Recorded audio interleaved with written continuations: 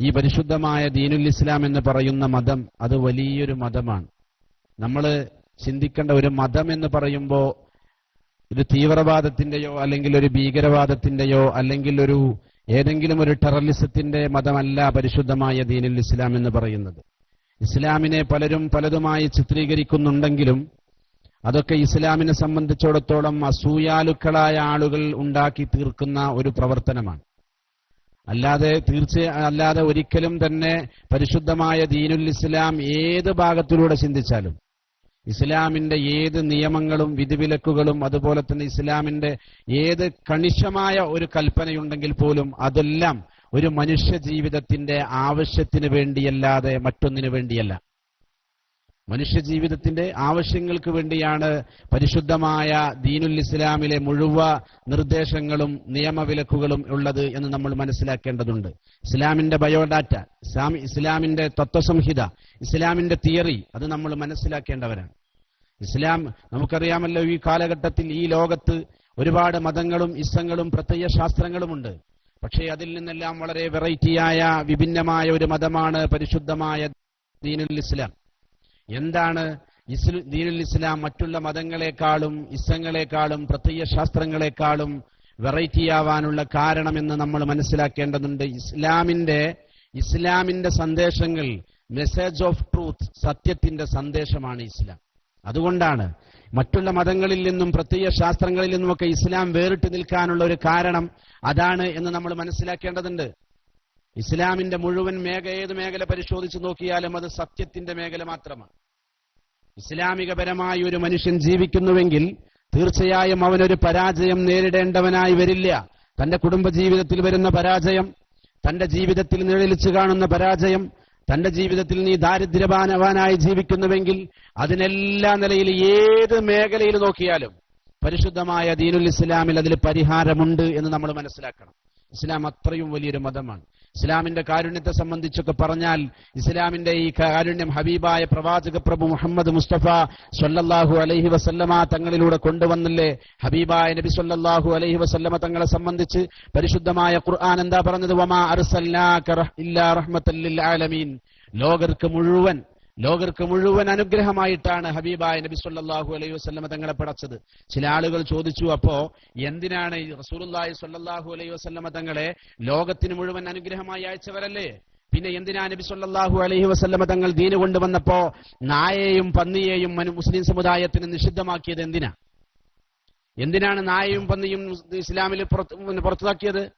ഇസ്ലാമിൽ ആ വസ്തുക്കളിനെ തൊടാനോ അല്ലെങ്കിൽ അതിന്റെ മാംസം കഴിക്കാനോ പാടില്ല. അത് നിങ്ങൾക്ക് നിഷിദ്ധമാണ്, മുഗല്ലദായ നജസാണ്. അത് ഒരു പ്രാവശ്യം തൊട്ടാൽ നിങ്ങൾ 7 പ്രാവശ്യം കഴുകുകയും ആ 7 പ്രാവശ്യത്തിൽ 1 പ്രാവശ്യം മണ്ണ് കലക്കിയ വെള്ളം കൊണ്ടാവുകയും ചെയ്യണമെന്ന് പഠിപ്പിച്ചു പരിശുദ്ധമായ ദീനുൽ ഇസ്ലാം. ഇതിനെ സംബന്ധിച്ച് ചർച്ച നടത്തി. പ്രവാചകൻ വലിയ കാരുണ്യവാനായിരുന്നുവെങ്കിൽ, പ്രവാചക പ്രഭു മുഹമ്മദ് മുസ്തഫ സ്വല്ലല്ലാഹു അലൈഹി വസല്ലം തങ്ങൾ കൊണ്ടുവന്നത് സത്യത്തിന്റെ മതമാണെങ്കിൽ എന്തുകൊണ്ടാണ് നിഷ്കരുണരായ ഒരു വിധത്തിലും ഒരു അക്രമവും ഒരു പരാക്രമവും ചെയ്യാത്ത നായയെയും പന്നിയെയും എന്തുകൊണ്ടാണ് ഇസ്ലാം നിഷിദ്ധമാക്കിയത്? അതിലും വലിയ അപകടങ്ങൾ വരുത്തുന്ന ജീവികൾ വേറെയില്ലേ? പാമ്പുകളുണ്ട്, തേളുകളുണ്ട്. ഇതൊക്കെ വലിയ അപകടങ്ങൾ വരുത്തുന്നതാണ്. ഒരു നായ കടിച്ചിട്ട് മരണം വരിക എന്നുള്ളത് വളരെ അപൂർവമായ കാര്യമാണ്. അത് നായക്ക് പേ പിടിക്കണം, എന്നാലേ മരണം വരുള്ളൂ. നേരെ മറിച്ച് പാമ്പിന് പേ പിടിക്കണം എന്നില്ല, പാമ്പ് കൊത്തിയ മരണമുണ്ട്. ഇസ്ലാം പഠിപ്പിക്കുന്ന കാര്യങ്ങൾ നിങ്ങൾ നോക്കണം. ഇതെല്ലാം നിങ്ങൾ പാമ്പിനെ കൊല്ലണമെന്ന് ഇസ്ലാം പഠിപ്പിച്ചിട്ടുണ്ട്. അത് ഏത് രീതിയിലാണെന്നൊക്കെ ചർച്ച ചെയ്യേണ്ട വിഷയമാണ്. നമ്മൾ പറഞ്ഞു വരുന്നത് പരിശുദ്ധമായ ദീനുൽ ഇസ്ലാമിന്റെ കാരുണ്യം ഹബീബായ നബി സ്വല്ലല്ലാഹു അലൈഹി വസല്ലമ തങ്ങൾ കാണിച്ചത് വളരെ വലുതാണ്. എന്റെ പ്രിയപ്പെട്ട സത്യവിശ്വാസികളെ, ഇസ്ലാമിനെ കുറിച്ച് പഠിക്കണം. നമ്മളൊക്കെ എന്താ പഠിച്ചത്? ഒന്നും പഠിച്ചിട്ടില്ല. നമ്മളൊക്കെ ഇപ്പൊ എങ്ങനെയാണെന്നറിയോ? കലക്കം വെള്ളത്തിൽ മീൻ പിടിച്ച പോലെ പഠിച്ചിട്ടുള്ളൂ. കലക്കം വെള്ളത്തിൽ മീൻ പിടിച്ചതുപോലെ നമ്മൾ പഠിച്ചത്. എന്താ? കുറെ പഠിച്ചു, അതിങ്ങനെ വലിയ പവർ അടിച്ച് നടക്കുക. അത് ഏതൊരാളും അങ്ങനെ തന്നെ. ഉറുമ്പും പറയണ എന്താണെന്നറിയോ? ഉറുമ്പും പറയാം, ഞാനും എന്റെ കൈവിരലിന്റെ മുഴത്തിന് അളന്നാൽ ഞാനും 4 മുഴുണ്ട് എന്നാ ഉറുമ്പും പറയണത്. ഒരു മനുഷ്യൻ അവന്റെ മുഴ അളന്നാൽ എന്താവും? കൈകൊണ്ട് അളന്നാൽ അവൻ 4 മുഴ നീളുണ്ടാവും എന്നതുപോലെ തന്നെ ഉറുമ്പും പറയുന്നത്, ഞാനും അളന്നാൽ എത്ര ഉണ്ട്?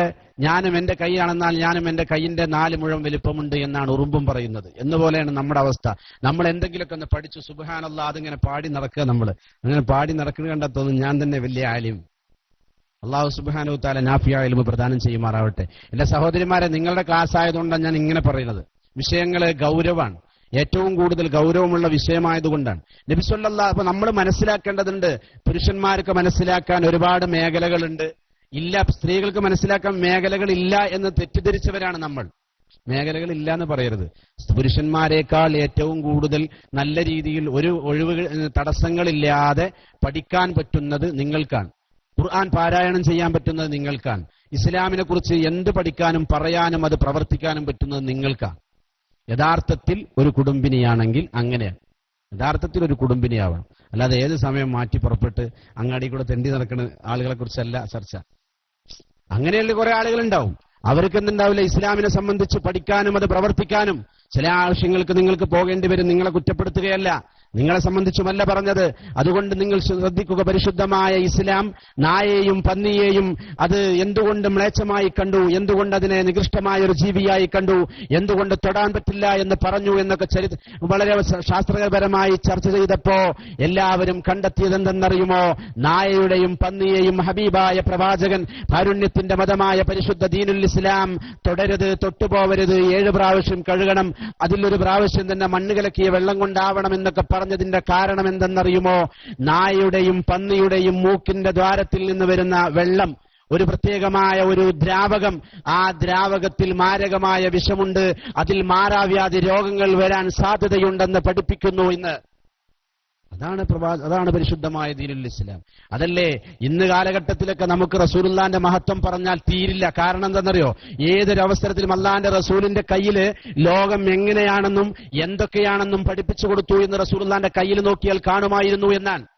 ഇന്നിപ്പോ നമുക്ക് ചർച്ച ചെയ്യേണ്ട ആവശ്യമില്ല. കാരണം ഇന്ന് നമ്മുടെ കയ്യിലുള്ള മൊബൈലിൽ നമ്മൾ ഗൂഗിളിൽ അടിച്ചു കൊടുത്താൽ ഈ ലോകത്തെ ഏറ്റവും വലിയ സോഷ്യൽ നെറ്റ്വർക്ക് അത് ഗൂഗിളാണ്. നമുക്ക് അറിവ് തരുന്നത് ഗൂഗിളാണ്. അതിൽ ഒരു മീഡിയകൾ, കുറെ വെബ്സൈറ്റുകൾ പലതും വന്നിട്ടുണ്ടെങ്കിലും നമ്മൾ ചിന്തിക്കേണ്ടത്, നമുക്ക് എന്തടിച്ചു കൊടുത്താലും ഏതൊരു വിഷയം, ഇപ്പൊ കൂളിമുട്ടം, പ്രാണിയാട്, ജുമാ മസ്ജിദ് അടിച്ചു കൊടുത്താൽ അതിനെ സംബന്ധിച്ചുള്ള ഡീറ്റെയിൽസ് നമ്മുടെ ഫോണുകളിൽ നമുക്ക് ലഭ്യമാണ്. നമ്മുടെ ജീവിതത്തിൽ അതിന്റെ ഓരോ കാര്യങ്ങൾ അതിൽ ആഡ് ചെയ്തിട്ടുണ്ടെങ്കിൽ അങ്ങനെ എത്ര വലിയ വിഷയങ്ങളാണ്. ഈ ലോകത്തെ ഹബീബായ നബി സല്ലല്ലാഹു അലൈഹി വസല്ലമ തങ്ങൾ കാരുണ്യത്തിന്റെ പ്രതീകമാണ്. റസൂലുള്ള കൊണ്ടുവന്നത് മുഴുവൻ സത്യമാണ്. അതുകൊണ്ടാണ് പരിശുദ്ധമായ ദീനുൽ ഇസ്ലാം മറ്റുള്ള മതങ്ങളെക്കാളും ഇസ്സങ്ങളെക്കാളും പ്രത്യയ ശാസ്ത്രങ്ങളെക്കാളും വിഭിന്നമാവാനുള്ള കാരണം. നമുക്കറിയാലോ എത്ര മതങ്ങളുണ്ട്. ഒരു മതവും അതിന്റെ യഥാർത്ഥ രീതിയിൽ പോവുകയാണെങ്കിൽ നമ്മൾ തെറ്റെന്ന് പറയാൻ പറ്റില്ല. അതിന്റെ യഥാർത്ഥ രീതി, അതിന്റെ വശം, അവരൊക്കെ പരിശുദ്ധമായ ദീനുൽ ഇസ്ലാമിനെ അനുസരിക്കുന്നവർ തന്നെയാണ്. ദീനുൽ ഇസ്ലാം പറഞ്ഞ കാര്യങ്ങൾ തന്നെയാണ്. ഒരു മതവും അക്രമം ചെയ്യണമെന്ന് പഠിപ്പിച്ചിട്ടില്ല. ഏത് മതം പഠിപ്പിച്ചിട്ടുള്ളത് നമുക്കറിയാമല്ലോ. ഈ പക്ഷിയെ വേട്ടയാളനോട് പറഞ്ഞത് അരുത് കാട്ടാള, അരുത് കാട്ടാള, അരുത് എന്നാണ് പറഞ്ഞത്. യേശുക്രിസ്തു പറഞ്ഞതും എന്തെന്നെയാണ്? ഭൂമിയിൽ സമാധാനമുള്ളവർക്ക്, ഭൂമിയിൽ സന്മനസ്സുള്ളവർക്ക് സമാധാനമെന്നാണ്. ഭൂമിയിൽ സന്മനസ്സുള്ളവർക്ക് സമാധാനമെന്ന് യേശുക്രിസ്തു പറഞ്ഞത്. നമുക്കറിയാമല്ലോ, ഫാദർ ഡാനിയൽ എന്ന് പറയുന്ന ഒരാൾ റോമന്റെ തെരുവീതിയിലൂടെ ഇങ്ങനെ നടന്നു പോവുകയാണ്. റോമാ തെരുവീതിയിലൂടെ നടന്നു പോകുമ്പോൾ അദ്ദേഹം ഒരു മനുഷ്യനെ കണ്ടെത്താൻ വേണ്ടി, ഡാനിയൽ തന്നെ തോന്നുന്നു, ഒരു പ്രത്യേകമായ ഒരു കാലത്ത് അതിരാവിലെ ഒരു കയ്യിലൊരു വിളക്കും പിടിച്ച് അദ്ദേഹം ആ തെരുവീതിയിലൂടെ ഇങ്ങനെ നടക്കുക. തെരുവീതിയിലൂടെ നടക്കുന്ന അവസരത്തിൽ ആളുകൾ ചുറ്റും കൂടി ചോദിച്ചു, അല്ല, നിങ്ങൾ എന്തിനാണ് ഇങ്ങനെ ഈ പട്ടാപ്പകലിൽ ഈ വെട്ടവുമായി നടക്കുന്നത്? എന്തിനാണ്? അദ്ദേഹം പറഞ്ഞത് എന്തെന്നറിയുമോ? ഞാനൊരു മനുഷ്യനെ തിരയുകയാണെന്ന്. അദ്ദേഹം പറഞ്ഞ മറുപടി, ഈ മനുഷ്യനെ തിരഞ്ഞു നടക്കുന്നു. പക്ഷേ ആളുകൾ മറിച്ചൊന്നും ചോദിച്ചില്ല. മറിച്ച് ചോദിച്ചിരുന്നുവെങ്കിൽ അദ്ദേഹം പറയുന്ന മറുപടി വേറെ വലുതായിരിക്കുമെന്ന് മനസ്സിലാക്കി ആളുകൾ പിന്തിരിഞ്ഞു പോന്നു. അങ്ങനെയാണ്. അപ്പൊ അതുകൊണ്ട് എന്റെ സത്യവിശ്വാസികളെ, ഏതൊരു മതവും അതിന്റെ അടിസ്ഥാനപരമായി നോക്കുമ്പോൾ ഇസ്ലാമിനെ പിൻപറ്റാനും ഇസ്ലാമിനുള്ള കാഴ്ചപ്പാടുകളും വലുതായി കാണുന്നതാ. പിന്നെ മറ്റുള്ള മതങ്ങൾ വിജയിക്കാൻ വേണ്ടിയാണ് യഥാർത്ഥത്തിൽ ഇസ്ലാമിനെ ഇവിടെ തരം താഴ്ത്തുന്നതും ഇസ്ലാമിലുള്ള ആളുകളെ കൂട്ടുപിടിച്ച് പല പ്രവർത്തനങ്ങൾ ചെയ്യുന്നതുമെല്ലാം ഇസ്ലാമിനെ അവഹേളിക്കാൻ വേണ്ടിയാണ്. പക്ഷേ നമ്മളതൊന്നും മനസ്സിലാക്കണില്ല. നമ്മൾ ഇസ്ലാമിന്റെ വാഹകരാണെന്ന് പറഞ്ഞ് നമ്മളിങ്ങനെ ഇരുന്നിട്ട് നമ്മൾ ചെയ്യുന്ന പ്രവർത്തനമൊക്കെ ഇസ്ലാമികപരമല്ല എന്ന് നമുക്ക് ഉറപ്പ് തന്നെ. ആർക്കാ ഈ കാലഘട്ടത്തിൽ അറിയാത്ത നമ്മൾ ചെയ്യുന്ന ഒരു പ്രവർത്തനം ഇസ്ലാമിക പ്രവർത്തനമല്ലെന്ന്? ചീത്തയായൊരു പ്രവർത്തനം ചെയ്യുമ്പോൾ നമ്മുടെ ജീവിതത്തിൽ നമ്മൾ രഹസ്യമായി ചെയ്യുന്ന പ്രവർത്തനങ്ങൾ പോട്ടെ, പരസ്യമായി എന്തിനാണ് നമ്മൾ ഇസ്ലാമിനെ അവഹേളിക്കുന്നത്? ഒരു മനുഷ്യന് തെറ്റ് ചെയ്യാതെ ജീവിക്കാൻ കഴിയില്ല എന്ന് നമുക്ക് വളരെ തീർത്തും ഈ കാലഘട്ടത്തിൽ പറയാൻ കഴിയും. എത്ര വലിയ സൂഫിയാണെങ്കിലും എന്തെങ്കിലും ഒരു തെറ്റ് ജീവിതത്തിൽ ചെയ്യാത്തവരായി കാണുമോ എന്നുള്ള കാര്യം നമ്മൾ സംശയിക്കേണ്ടതാണ്. പറഞ്ഞു വരുന്നത് പരിശുദ്ധമായ ദീനുൽ ഇസ്ലാം കാരുണ്യത്തിന്റെ മതമാണ്. പരിശുദ്ധമായ ദീനുൽ ഇസ്ലാം മമതയുടെ മതമാണ്, സാഹോദര്യത്തിന്റെ മതമാണ്, മതമൈത്രിയുടെ മതമാണ്, വാത്സല്യത്തിന്റെ മകുടമായ രീതിയിൽ ഉദാഹരണങ്ങൾ കാണിച്ചു തന്ന പുണ്യഭൂമേരി പ്രവാചക പ്രഭു മുഹമ്മദ് മുസ്തഫ സ്വല്ലല്ലാഹു അലൈഹി വസല്ലമ തങ്ങൾ കൊണ്ടുവന്ന മെസഞ്ചർ ഓഫ് ഗോഡ്, ദൈവദൂതനായ പ്രൊഫറ്റ് മുഹമ്മദ് സ്വല്ലല്ലാഹു അലൈഹി വസല്ലമ തങ്ങൾ നമുക്ക് ഇവിടെ ആവരണം ചെയ്തു തന്നിട്ടുള്ളത് മുഴുവനും തന്നെ പരിശുദ്ധമായ ദീനുൽ ഇസ്ലാമിന്റെ തത്വസംഹിത നമ്മുടെ ജീവിതത്തിൽ പകർത്തേണ്ടതുമല്ലാതെ മറ്റൊന്നില്ല എന്നുള്ളതാണ് നമ്മൾ മനസ്സിലാക്കേണ്ടത്. ഇസ്ലാമിന്റെ തത്വസംഹിത അത്രത്തോളം വലുതാണ്. പറഞ്ഞു വരുന്നത് ഇസ്ലാം മറ്റുള്ള മതങ്ങളെക്കാളും മറ്റുള്ളതിനേക്കാളും ഒക്കെ വലുതാണ്. നമുക്കറിയാമല്ലോ, പരിശുദ്ധമായ ഖുർആൻ പറയുന്നു ഇന്നദ്ദീന ഇൻദല്ലാഹിൽ ഇസ്ലാം. അള്ളാഹുവിന്റെ അടുക്കൽ ഏറ്റവും എന്നല്ല, അള്ളാഹിന്റെ അടുക്കൽ സ്വീകാര്യയോഗ്യമായ മതം. ഏറ്റവും എന്ന് പറഞ്ഞാൽ തെറ്റായി പോകും. അപ്പൊ ഇനി വേറൊന്നുണ്ടെന്ന പേരില്ലേ? ഏറ്റവും എന്ന് സ്ത്രീകൾക്ക് പള്ളിയിൽ നിസ്കരിക്കലാണ് ഏറ്റവും, അല്ല വീടുകളിൽ നിസ്കരിക്കലാണ് ഏറ്റവും ഉത്തമം എന്നല്ല അർത്ഥം. എന്താണ് അർത്ഥം? പള്ളിയിൽ സ്ത്രീകൾക്ക് വീടുകളിൽ നമസ്കരിക്കലാണ് ഉത്തമം എന്നാണ് അർത്ഥം. അല്ലാതെ എന്തല്ല ഏറ്റവും ഉത്തമം എന്നല്ല. ഏറ്റവും ഉത്തമം എന്നല്ല, ഉത്തമം പെണ്ണിന് അതാണ്. പെണ്ണ് പള്ളിയിൽ വരൽ അല്ല എന്നുള്ളതാണ്. അങ്ങനെയാണ് പരിശുദ്ധമായ ഇസ്ലാമിന്റെ അധ്യാപനങ്ങൾ. അങ്ങനെ അപ്പൊ ഇവിടെ ഏറ്റവും പ്രധാനപ്പെട്ട മതം, എല്ലാ അള്ളാഹുവിന്റെ അടുക്കൽ സ്വീകാര്യയോഗ്യമായ മതം, അത് പരിശുദ്ധമായ ദീനുൽ ഇസ്ലാമാണ്. ഇസ്ലാമിന്റെ കാഴ്ചപ്പാടുകൾ ഓരോന്നും നമ്മൾ വിശകലനം ചെയ്യേണ്ടതുണ്ട്. പരിശുദ്ധമായ ഖുർആനിൽ തന്നെ മറ്റൊരു ഭാഗത്ത് ഇസ്ലാമിനെ സംബന്ധിച്ച് പറയുന്നു, വമൻ യബ്തഗി ഗൈറൽ ഇസ്ലാമി ദീനൻ ഫലൻ യുഖ്ബല മിൻഹു വഹുവ ഫിൽ ആഖിറതി മിനൽ ഖാസിരീൻ. ഇസ്ലാമല്ലാത്ത മറ്റൊരു മതത്തെ ആരെങ്കിലും തേടിപ്പോയാൽ അതവനിൽ നിന്ന് അല്ലാഹു സ്വീകരിക്കപ്പെടുകയില്ല എന്ന് മാത്രമല്ല, അവൻ ആഖിറത്തിൽ പരാജിതനുമാണെന്ന് പരിശുദ്ധമായ ഖുർആൻ നമ്മോട് പറയുമ്പോ, മുസ്ലിമേ, ഇസ്ലാമിനെ അംഗീകരിക്കുക എന്ന് പറഞ്ഞാൽ, ഇസ്ലാമിനെ തേടിയല്ലാതെ മറ്റൊരു മതത്തെ തേടിപ്പോവുക എന്ന് പറഞ്ഞാൽ മറ്റൊരു മതത്തിലുള്ള പ്രവർത്തനങ്ങളുമായി ബന്ധപ്പെടലാണ്, മറ്റൊരു മതക്കാർ ചെയ്യുന്നത് പോലെ ചെയ്യലാണ്. ഇസ്ലാമിനെ അനുസരിക്കുക എന്ന് പറഞ്ഞാൽ ഇസ്ലാം പറഞ്ഞ കാര്യങ്ങൾ മുഴുവൻ അതുപോലെ ചെയ്യുക എന്നുള്ളതാണെന്ന് നമ്മൾ മനസ്സിലാക്കേണ്ടതുണ്ട്. പരിശുദ്ധമായ ഖുർആനിൽ അല്ലാഹു വീണ്ടും പറയുന്നു, ഉദ്ഖുലൂ ഫിസ്സിൽമി കാഫ. ഇസ്ലാമിൽ നിങ്ങൾ പൂർണ്ണമായും പ്രവേശിക്കണേ. ഇസ്ലാമിൽ നിങ്ങൾ പൂർണ്ണമായും പ്രവേശിക്കണം. നിങ്ങൾ ഇസ്ലാമിൽ പ്രവേശിച്ചാൽ പോരാ, മുക്കാൽ നിങ്ങൾ പ്രവേശിച്ചാൽ പോരാ, ഇസ്ലാമിൽ നിങ്ങൾ പൂർണ്ണമായി പ്രവേശിക്കണമെന്നാണ്. അതിന്റെ അർത്ഥം എന്തെന്നറിയുമോ? 5 നേരത്തെ നമസ്കാരം അല്ലാഹു നിർബന്ധമാക്കിയിട്ടുണ്ടെങ്കിൽ, മോനെ, നീ ഇശാ നമസ്കരിക്കുന്നവനാ, നീ മഗ്രിബ് നമസ്കരിക്കുന്നവനാ, നീ ളുഹർ നമസ്കരിക്കുന്നവനാ, നീ അസ്ർ നമസ്കരിക്കുന്നവനാ, പക്ഷേ നീ സുബഹി നമസ്കരിക്കുന്നില്ലെങ്കിൽ നിന്നോടാണ് പറഞ്ഞത് ഉദ്ഖുലൂ ഫിസ്സിൽമി കാഫ. ഇസ്ലാമിൽ നീ പൂർണ്ണമായി കടന്നു വന്നോ. നീ സുബഹി നമസ്കരിക്കാതെ കിടന്നുറങ്ങണ്ട. കിടന്നുറങ്ങിയാൽ നീ ഇസ്ലാമിൽ പരിപൂർണമായി പ്രവേശിച്ചവനല്ല.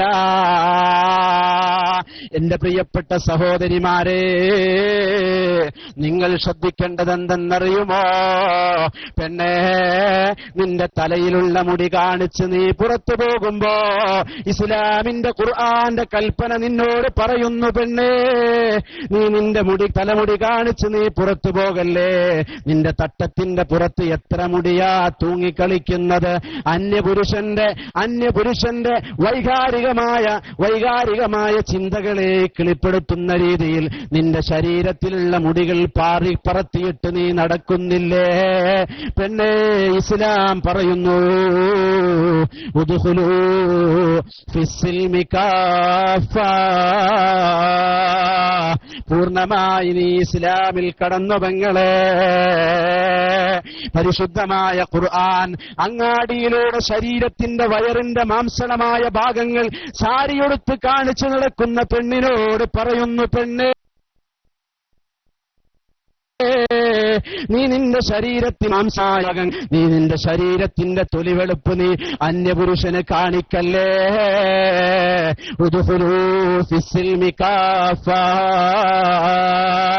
ഇസ്ലാമിൽ പരിപൂർണമായി കടന്ന പെങ്ങളെ, ഇല്ലെങ്കിൽ റബ്ബിന്റെ കോടതിയിൽ നിനക്ക് രക്ഷപ്പെടാൻ കഴിയുമെന്ന് ചിന്തിക്കണ്ട.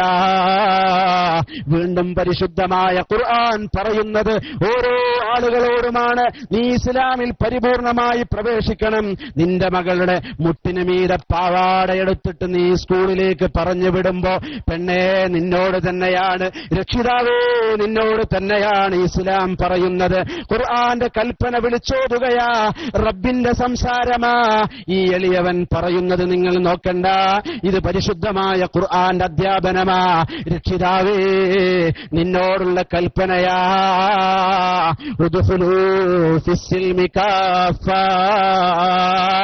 ഇസ്ലാമിൽ പൂർണ്ണമായി കടന്നോ. നിന്റെ മോളെ നീ മുട്ടിന് മേലെ പാവാട എടുത്തിട്ട് നീ സ്കൂളിലേക്ക് പറഞ്ഞുവിടല്ലേ.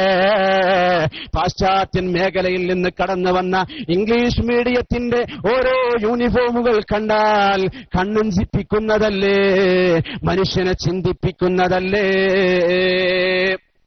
കലാഭവമണി പറഞ്ഞൊരു പാട്ട്, മുട്ടോളം മഴവെള്ളപ്പാച്ചിലതുമില്ല, പിന്നെന്തിനു പെണ്ണേ മുട്ടോളം മീതപ്പാവാട. ചാലക്കുടിക്കാരനായ കലാഭവമണി പാടിയതാ. അയാൾ പോലും എന്താ ഇയാൾ തിരിച്ചറിഞ്ഞു എന്നാണ്. അയാൾ എന്തോ ആയിക്കോട്ടെ, അത് നമുക്ക് ചർച്ച ചെയ്യേണ്ട ആവശ്യമില്ല. പക്ഷെ അയാൾ പോലും അത് പറഞ്ഞു എന്നാ. മഴവെള്ളപ്പാച്ചിലതുമില്ല, പിന്നെന്തിനു പെണ്ണേ മുട്ടോളം മീതപ്പാവാട എന്ന് പറഞ്ഞു. അങ്ങനെ കലാഭവമണി കുറെ കാര്യങ്ങൾ പറഞ്ഞിട്ടുണ്ട്. ഇപ്പോഴത്തെ പെൺപിള്ളേരുടെ ആ നാക്കിന്റെ നീളം NH-47 പോലെയാണ്. അങ്ങനെ ഒരുപാട് സംഭവങ്ങൾ പറഞ്ഞിട്ടുണ്ട്. ഇതൊക്കെ നമ്മൾ ചർച്ച ചെയ്യപ്പെടേണ്ട വിഷയങ്ങളാണ്. ആര് പറഞ്ഞു എന്നുള്ളതല്ല, പറഞ്ഞ വാക്കിലേക്കാണ് നോട്ടം. അദ്ദേഹം പറഞ്ഞത് അദ്ദേഹത്തിന്റെ ജീവിതത്തിൽ പുലർത്തുന്നുണ്ടോ, അല്ലെങ്കിൽ അദ്ദേഹത്തിന്റെ കുടുംബ ജീവിതത്തിൽ പുലർത്തുന്നുണ്ടോ എന്നുള്ളതല്ല. പക്ഷേ ഈ നാടുകളിൽ ഏറ്റവും കൂടുതൽ ഇങ്ങനെയുള്ള പ്രശ്നങ്ങൾ നടക്കാനും ഇങ്ങനെയുള്ള ഓരോരോ കാര്യങ്ങൾ വരാനുമുണ്ടായ കാരണം ഇസ്ലാമിൽ നിന്ന് മനുഷ്യൻ അല്പാൽപമായി വേറിട്ടു നിന്ന് പോകുന്നു എന്നതുകൊണ്ടാണ്. അതുകൊണ്ടാണ്. അള്ളാഹു കാത്തുരക്ഷിക്കട്ടെ. എന്താ ആമീൻ മടി? അള്ളാഹു കാത്തുരക്ഷിക്കട്ടെ. എന്റെ സത്യവിശ്വാസിനികളായ സ്ത്രീകൾ, നിങ്ങളോട് പറയാനുള്ളതെന്ന് വെച്ചാൽ, നമ്മൾ ഇസ്ലാമിൽ പരിപൂർണമായി പ്രവേശിക്കണം. ഇസ്ലാം എന്ന് പറഞ്ഞാൽ അത്രയും വലിയൊരു മതമാണ്. നമ്മൾ ഇസ്ലാമിനെ സംബന്ധിച്ച് മനസ്സിലാക്കിയതൊന്നല്ല ഇസ്ലാം. എത്രത്തോളം ഇസ്ലാമിനെ സംബന്ധിച്ച് പഠിച്ചവർ അവരിപ്പോഴും ഇന്നും ഈ ലോകത്ത് എവിടെയും ചർച്ച ചെയ്യപ്പെട്ടുകൊണ്ടിരിക്കുകയാണ്. എന്താ മറ്റുള്ള മതങ്ങളൊന്നും ചർച്ച ചെയ്യാതെ ഇസ്ലാമിനെ മാത്രം ചർച്ച ചെയ്യുകയും ഇസ്ലാമിന്റെ പേരിൽ മാത്രം കുതിര കയറുകയും ചെയ്യുന്നത് എന്തിനാ? ഇസ്ലാം ഇവിടെ വളർന്നാൽ ഇവിടെ ഒരു പുരോഗമനം ഉണ്ടാവില്ല. എന്ത് പുരോഗമനം? അനാവശ്യമായ രീതിയിൽ ഒരു പുരോഗമനം ഉണ്ടാവുകയില്ല. തുണിയടിച്ച് ചാടാൻ ഇസ്ലാമിനെ കിട്ടില്ല. അതന്നെ ഇസ്ലാമിന്റെ പുരോഗമനം ലക്ഷ്യം വെക്കുന്ന പുരോഗമനത്തെ സംബന്ധിച്ച് ചർച്ച ചെയ്യാനുള്ള കാരണം അതാണ്. നമുക്കറിയാലോ, എന്ത് പാശ്ചാത്യന്റെ മേഖലകളിലൊക്കെ, നമ്മുടെ അമേരിക്കയിലും അതുപോലെ തന്നെ ബ്രസീലുകളിലും അതുപോലെ തന്നെ ആ പാശ്ചാത്യൻ യൂറോപ്യൻ രാജ്യങ്ങൾ മുഴുവൻ കൺട്രികളെല്ലാം അവിടെയൊക്കെ നടക്കുന്നത് അനാശാസ്യ പ്രവണതകൾ മാത്രമാണ്. ഒരാണും പെണ്ണും എങ്ങനെ ജീവിക്കണമെന്നുള്ളതിനും അവിടെ ഒരു പ്രശ്നമില്ല. അപ്പൊ നമ്മളൊക്കെ ഇവിടെ നിന്ന് ആലോചിച്ച് നോക്കുകയാണ്. ഇപ്പൊ ഞാൻ നിങ്ങൾ ആരെങ്കിലൊക്കെ വരുമ്പോൾ അസ്സലാമു അലൈക്കും പറഞ്ഞ് നിങ്ങളോടൊക്കെ സലാം പറഞ്ഞ് കയ്യൊക്കെ പിടിച്ച് വർത്തമാനം പറഞ്ഞ് നാളെ എനിക്കോട് ജോലി ഉണ്ടാവോ? ഉണ്ടാവില്ല. സ്വാഭാവികമല്ലേ? അത് ഏതൊരാളായിരുന്നാലും. ഞാൻ സുബ്ഹാനല്ലാഹ്, എന്റെ കണ്ണിൽ നമ്മുടെ നാട്ടിൽ വെച്ചുകൊണ്ട്, ഈ നാട്ടിൽ ഞാനത് പറയാൻ മൈക്ക് ഓഫ് ചെയ്യാണ്.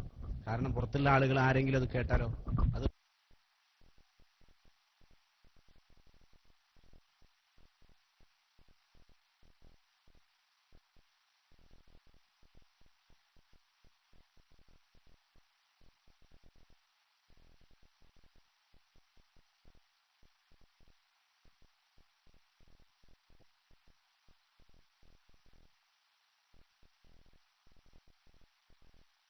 ചോനെയും പടപ്പുകളെയും പേടിയുണ്ടെങ്കിൽ അത് അങ്ങനെ പേടിച്ചിട്ടും ബഹുമാനിച്ചിട്ടും ഇസ്ലാം ആദരിക്കേണ്ടവരെ ആദരിക്കാനും ബഹുമാനിക്കേണ്ടവരെ ബഹുമാനിക്കാനും പറഞ്ഞിട്ടുണ്ട് ഇസ്ലാം. അല്ലാതെ ഇസ്ലാം എന്ത് പറഞ്ഞിട്ടില്ല? നിങ്ങൾ അള്ളാനെ മാത്രം പേടിക്കണമെന്ന് പറഞ്ഞിട്ടില്ല. പേടിക്കേണ്ടവരെ പേടിക്കണം. താടില്ലപ്പനെ പേടിയുള്ളൂ എന്ന് പറഞ്ഞതുപോലെ നമുക്കൊക്കെ നമ്മുടെ ജീവിതത്തിൽ ഒരുപാട് ആളുകളെ പേടിക്കേണ്ടതും ആദരിക്കേണ്ടതുമുണ്ട്. അപ്പോ പറഞ്ഞു വരുന്നത്, നമ്മുടെ പള്ളിക്കാടുകളിലുള്ളതായ ഓരോ ആളുകൾ നടക്കുമ്പോൾ, സ്ത്രീകൾ നടന്നു പോകുമ്പോൾ അവരൊക്കെ അവരുടെ ഔറത്ത് മറച്ച് ഒരു നല്ല ഡ്രസ്സൊക്കെ ഇട്ടിട്ട്, പള്ളിയിൽ കുറച്ചൊക്കെ ശരീരത്തിന്റെ ഈ തുടിപ്പും ഇതൊക്കെ കാണിക്കാത്ത രീതിയിലുള്ള വസ്ത്രമൊക്കെ ഇട്ടിട്ട് പോകണം. ഞാനൊരു ദിവസം മദ്രസ വിട്ടിറങ്ങി വരുമ്പോഴേ ഒരു ചെറിയ പെൺകുട്ടിയാണ് ചെറിയ പെൺകുട്ടിയാണ്, അത്യാവശ്യം ഒരു +1 +2 അല്ലെങ്കിൽ ഡിഗ്രി പഠിക്കുന്ന ഒരു പെണ്ണാണ്. ഞാൻ പറയാലോ, തീർച്ചയായും ഞാൻ എന്റെ കണ്ണ് കണ്ടൊരു കാര്യമായതുകൊണ്ട് പറയാം, അവളുടെ ഡ്രസ്സ് ഇട്ടതും അവളുടെ തലമുടി കെട്ടിയതൊക്കെ കണ്ടപ്പോ നാണിച്ചു പോയി. നമ്മളൊക്കെ ശ്രദ്ധിക്കപ്പെടാൻ വേണ്ടിയുള്ള രീതിയിൽ നടത്തും. അതൊരു അന്യപുരുഷനെ ആകർഷിക്കുന്നത്. അതായത് നമ്മൾ ഉസ്താദ്മാര് കാണാൻ വേണ്ടിയെന്നല്ല, പള്ളിയുടെ തൊടുള്ള ഈ സൈഡിൽ കൂടെ പോണ ആളാ. അപ്പൊ അതുകൊണ്ട് എന്തായാലും ഉസ്താദ് കാണാൻ വരുന്നതല്ല, ഉസ്താദിനെ കാണാൻ വരുന്നല്ലോ, അങ്ങനെ അതിനെ വരുമല്ലോ. അല്ല, അതിനെ പോകുന്ന ആളുകൾ വേറെ ഉണ്ട്. അതൊന്നല്ല ഞാൻ ചർച്ച ചെയ്യുന്നത്. അപ്പൊ പറഞ്ഞു വരുന്നത് കാര്യത്തിന്റെ ഗൗരവം മനസ്സിലാക്കാൻ വേണ്ടിയാണ്. ഞാൻ ഒരു ദിവസം ഇങ്ങനെ മദ്രസ വിട്ടൊരു 8 മണി ടൈമില്ല, അവള് പോന്ന് കണ്ട സുബ്ഹാനല്ലാഹ്, അവളുടെ ശരീരത്തിന് ഇറുക്കി പിടിച്ചിട്ടൊരു ഡ്രസ്സ്, തലമുടി അവൾ കെട്ടിയിരിക്കുന്നത് അവളുടെ തലയിലെ മുകളിലേക്ക് കെട്ടിയിരിക്കുക. ഇന്നത്തെ പെണ്ണുങ്ങളെ മോഡലാണ്. അതൊന്ന് പറയട്ടെ, ഞാൻ ഈ സ്ത്രീകളുടെ ഒരു മോഡൽ കൂടിയാണ്. സ്ത്രീകളെ നിങ്ങളെ കുറ്റപ്പെടുത്തല്ല, ഇസ്ലാമിന്റെ നിയമം ഇങ്ങനെയൊക്കെയാണ് എന്ന് പറഞ്ഞു തരാണ്. അല്ലാതെ നിങ്ങളെ കുറ്റപ്പെടുത്തി, നിങ്ങളെ ആക്ഷേപിച്ചു, ഈ ഉസ്താദുമാര് മുണ്ടിയ പെണ്ണുങ്ങളെ കുറ്റം പറയണേ എന്ന് നിങ്ങൾ ചിന്തിക്കണ്ട. ഇസ്ലാമിലുള്ള ഓരോ ഗൗരവങ്ങൾ പഠിപ്പിച്ചു തരാം. അത് നിങ്ങൾ വേണമെങ്കിൽ അംഗീകരിക്കാം. പരിശുദ്ധമായ ഖുർആൻ തന്നെ പറഞ്ഞതാണ്, നബിയെ നിങ്ങൾ ഖുലിൽ ഹഖ്ഖു മിർ റബ്ബിക്കും ഫമൻ ശാഅ ഫൽയുമിൻ ഫമൻ ശാഅ ഫൽയക്ഫുർ. നബിയെ നിങ്ങൾ സത്യം റബ്ബിന്റെ ഭാഗത്താണ് പറഞ്ഞു കൊടുക്കുക. അവർക്ക് സൗകര്യം ഉണ്ടെങ്കിൽ, യശായ പറഞ്ഞത് ഉദ്ദേശിക്കുക എന്ന് പറഞ്ഞാൽ ഇവിടെ നമ്മൾ സൗകര്യമുണ്ടെങ്കിൽ, അവർ തരപ്പെടുന്നവരാണെങ്കിൽ അവരെന്താവട്ടെ, വിശ്വസിക്കട്ടെ, അല്ലാത്തവർ അവർ അവിശ്വസിച്ചു കൊള്ളട്ടെ എന്ന് പറഞ്ഞിട്ടുണ്ട്. അതിന്റെ അർത്ഥം ഇവിടെ എല്ലാം ബാധകമാണ്. ഞങ്ങൾ പറഞ്ഞു തരുന്നത് നിങ്ങൾക്ക് വേണമെങ്കിൽ അനുസരിക്കാം, അല്ലെങ്കിൽ അത് തള്ളിക്കളയാം. അപ്പോ ഈ തലയിൽ മുടി കെട്ടിയിരിക്കണ എങ്ങനെയെന്നറിയോ? നമ്മുടെ ഈ ഒട്ടകത്തിന്റെ പൂഞ്ഞാന്ന് റസൂലുള്ളാഹി സ്വല്ലല്ലാഹു അലൈഹി വസല്ലമ തങ്ങൾ പറഞ്ഞിട്ടുണ്ട്. അത് ആടുന്നത് പോലെ ഇങ്ങനെ ആടിച്ചു പോകുന്നൊക്കെ ഓരോ കമന്റുകളായിട്ട് കൊടുക്കാറുണ്ട്. ഇന്ന് ഈ കാലഘട്ടത്തിൽ നമ്മൾ അത് സ്ത്രീകളുടെ ഈ തലയിലുള്ള മുടി കെട്ടിയതിനെ കുറിച്ചാണ്, അല്ലെങ്കിൽ അവർ ആട്ടി നടക്കുന്നതിനെ കുറിച്ചാണ്. അതിനെ സംബന്ധിച്ചൊക്കെ പണ്ഡിതന്മാർക്കിടയിൽ വളരെയധികം ചർച്ച. പെണ്ണ് തലയിലേക്ക് മുടി ഇങ്ങനെ പിടിച്ച് കെട്ടിയിട്ട് ബാക്കിയുള്ള ഭാഗങ്ങളൊക്കെ ഇങ്ങനെ ഉയർത്തിയിട്ട് നടക്കാൻ പറ്റില്ല എന്നുള്ളതാണ്. പെണ്ണ് നീ മുടി കെട്ടുന്നുണ്ടെങ്കിൽ, ആരെങ്കിലും അങ്ങനെ കുടുംബത്തിൽ കെട്ടുന്നുണ്ടെങ്കിൽ നിങ്ങളുടെ മുടി അഴിച്ചിടാനുള്ളതാണ്. അത് ഒതുക്കിക്കെട്ട, ഒരു മടക്കാക്കിയിട്ട് ഒതുക്കിക്കെട്ടിയാൽ എത്ര സുന്ദരമായിരിക്കും. എന്നിട്ടൊരു മഫ്ത ധരിച്ച്, അതിനോളം വലിയൊരു മഫ്തയൊക്കെ ധരിച്ച് നടക്കുകയാണെങ്കിൽ പെണ്ണെ നിന്നെ കാണാൻ എത്ര ഭംഗിയായിരിക്കും. നീ നഗ്നയായി കാണുന്നതിനേക്കാൾ ഏറ്റവും സുന്ദരം നീ നല്ല രീതിയിൽ ഔറത്ത് മറച്ച് കാണലാണല്ലോ എന്ന് നീ മനസ്സിലാക്കുക. ചില ആളുകൾ പറയാറുണ്ട്, നീ എന്തിനേക്കാൾ, നീ ഇളിക്കുന്നതിനേക്കാൾ നല്ലത് നീ വായ കൂടലാണ്. അതായത് നീ ചിരിക്കുന്നതിനേക്കാൾ ഗ്ലാമർ നീ എപ്പോഴാണ്, നീ വായ കൂട്ടിയിരിക്കുമ്പോഴാണ് എന്ന് പറയാറുണ്ട്. എന്നതുപോലെ പെണ്ണെ നീ നഗ്നയാകുന്നതിനേക്കാൾ ഏറ്റവും സുന്ദരിയാവുന്നത് നല്ല രീതിയിൽ വസ്ത്രം ധരിച്ച് നടക്കുമ്പോഴാ. ഒരു പർദ്ദയൊക്കെട്ട് നല്ല രീതിയിൽ നടന്നാൽ എന്തോ ഒരു ഭംഗിയാണ് നിന്നെ കാണാൻ. പഴയ കാലത്ത് നമുക്കറിയാമല്ലോ, നമ്മുടെയൊക്കെ നാടുകളിലേക്ക് കുരങ്ങ് കളിപ്പിക്കാൻ വേണ്ടി ആളുകൾ കൊണ്ടുവന്നിരുന്നു. കണ്ടിട്ടുണ്ടോ നിങ്ങള്? കുരങ്ങ് കളിപ്പിക്കാൻ. അപ്പൊ അവര് പിന്നെ ഈ കുരങ്ങന്മാരോട് കളിപ്പിക്കുന്ന ആളെ ഈ വേറെ കുരങ്ങുണ്ടാവും കൂടെ. ആ കുരങ്ങൻ പറയും എന്ത് പറയും? പഴയ കാലത്ത് ഉമ്മമാര് നടക്കുന്നത് കാണിച്ചു തരുമോ എങ്ങനെയാണെന്ന്. അപ്പൊ എന്താവും, ഒരു കൊടയൊക്കെ ചൂടിയിട്ട് ആ കൊടയൊക്കെ ഒന്ന് മറച്ചു പിടിച്ചിട്ട് ആ കുരങ്ങ് ഇങ്ങനെ നടക്കുന്നത് കാണിച്ചു കൊടുക്കും. അങ്ങനെയായിരുന്നു ഉണ്ടായിരുന്നത്. നിങ്ങൾ കണ്ടുകൂടോന്നറിയില്ല. നിങ്ങളുടെ നാട്ടിൽ അങ്ങനത്തെ പരിപാടി ഉണ്ടായിട്ടുണ്ടോ? അല്ലാഹു അലം. അല്ലാഹു സുബ്ഹാനഹു വ തആല കാത്തുരക്ഷിക്കുമാറാവട്ടെ. സഹോദരിമാരെ, പറഞ്ഞു വരുന്നതിന്റെ ഓരോ ഗൗരവങ്ങളാ. അപ്പൊ ഇങ്ങനെയുള്ള ഒരു പ്രവർത്തനങ്ങളൊക്കെ ചെയ്തിട്ട് നിങ്ങൾ നടന്നു പോകുന്നത് പള്ളിക്കാട്ടിലൂടെയാണ്. ഇവിടെ പാവപ്പെട്ട ഒരുപാട് ആളുകൾ ഒരു തെറ്റും ചെയ്യാതെ നിഷ്കളങ്കരായി അള്ളാഹുവിന് മാത്രം ഇബാദത്ത് ചെയ്ത് കഴിയുന്ന ഒരുപാട് ആളുകൾ പള്ളിക്കാട്ടിൽ അന്ത്യവിശ്രമം കൊള്ളുന്നുണ്ട് എന്ന് നമ്മൾ മനസ്സിലാക്കിയിട്ട് വേണം നമ്മൾ സഞ്ചരിക്കാൻ എന്ന് നമ്മൾ മനസ്സിലാക്കുക. പള്ളിക്കാട്ടിൽ ഖബർ കുഴിക്കുമ്പോൾ ഇന്ന് ഞാൻ അനുഭവപ്പെട്ട ഒരു വേറെ വിഷയം പറയാം. ഒരാൾ വന്നിട്ട് ഖബറിന്റെ മുമ്പിൽ ഇരുന്ന് പൊട്ടിച്ചിരിക്കുക. ഇവന് ഈ മണ്ടന് ചിന്തിക്കണ്ടേ, എടാ മണ്ട, നീയും ഞാനൊക്കെ പോവാനുള്ള ഖബറാണ് അവിടെ കുഴിച്ചുകൊണ്ടിരിക്കണേ. ഇതല്ലേ ചിന്തിക്കണേ. പള്ളിക്കാട്ടിൽ വന്നിട്ട് എന്താ ചിരി? എന്ത് ഖബർ കുഴിക്കണതിന്റെ അടുത്ത് വന്നിട്ടാ ചിരിക്കണത്? ഓർമ്മയുണ്ടോ? ആഖിറത്തെ കുറിച്ച് ഓർമ്മയുള്ളവനാണെങ്കിൽ ചിരിക്കുമോ മനുഷ്യരെ? നമ്മൾ ഖബറിലെ അദാബിനെ കുറിച്ച് അല്ലാഹുവിന്റെ റസൂൽ പറഞ്ഞതൊക്കെ കേട്ടാൽ എത്രത്തോളം എന്നറിയുമോ? ചിതലും പുഴുക്കൾ താവളം പെരുത്തുണ്ടതിൽ, സന്തോഷമാണവകൾക്ക് നീ ചെല്ലുന്നതിൽ. പൊൻവർണ്ണ കോമള മൃദുലമായ ശരീരമിൽ സമരത്തിലാണ് പരസ്പരം തിന്നുന്നതിൽ. കാതില്ല റേഷൻ വേണ്ട പോലതിലുണ്ട്, ക്യൂ സിസ്റ്റമില്ല തള്ളലാണത് കൊണ്ട്. പറഞ്ഞതാ കേട്ടോ, ചിതലും പുഴുക്കൾ താവളം പെരുത്തുണ്ടതിൽ. ചിതലുകളുണ്ട്, പുഴുക്കളുണ്ട്, മറ്റ് താവളങ്ങൾ ഒരുപാട്. നിന്നെ അതിലേക്ക് കൊണ്ടുവച്ചാൽ ഉണ്ടാകും മോനെ, ഉണ്ടാകും മോളെ.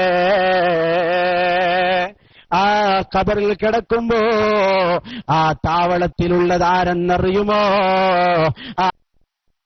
ആ പൊത്തിലുള്ളതാരെന്നറിയുമോ? വളരെയധികം വിഷങ്ങളുള്ള സർപ്പങ്ങളാണ്, വലിയ വലിയ ഭീകരമായ പാമ്പുകളാ ആ ഖബറിലുണ്ടാകുന്നത്. എന്ന് മാത്രമല്ല, നീ ആ ഖബറിലേക്ക് ചെല്ലുമ്പോ സന്തോഷമാണ് അവകൾക്ക് നീ ചെല്ലുന്നതിൽ. ആ ഖബറിലേക്ക് നീ ചെല്ലുമ്പോ അവർക്ക് വല്ലാത്ത സന്തോഷം തന്നെയാ. പൊൻവർണ്ണ കോമള മൃദുലമായ ശരീരമിൽ. ഒരിക്കലും ഈ ദുനിയാവിൽ നിന്ന് എന്റെ ശരീരമൊന്നും ആരും തന്നെ ആക്രമിച്ചാലും, എത്ര തന്നെ ആര് പറഞ്ഞാലും എന്റെ വടിവത്ത ശരീരത്തിന്റെ ഭംഗി പോകില്ലെന്ന് ധരിക്കുന്ന പെണ്ണേ, ചിന്തിച്ചോ.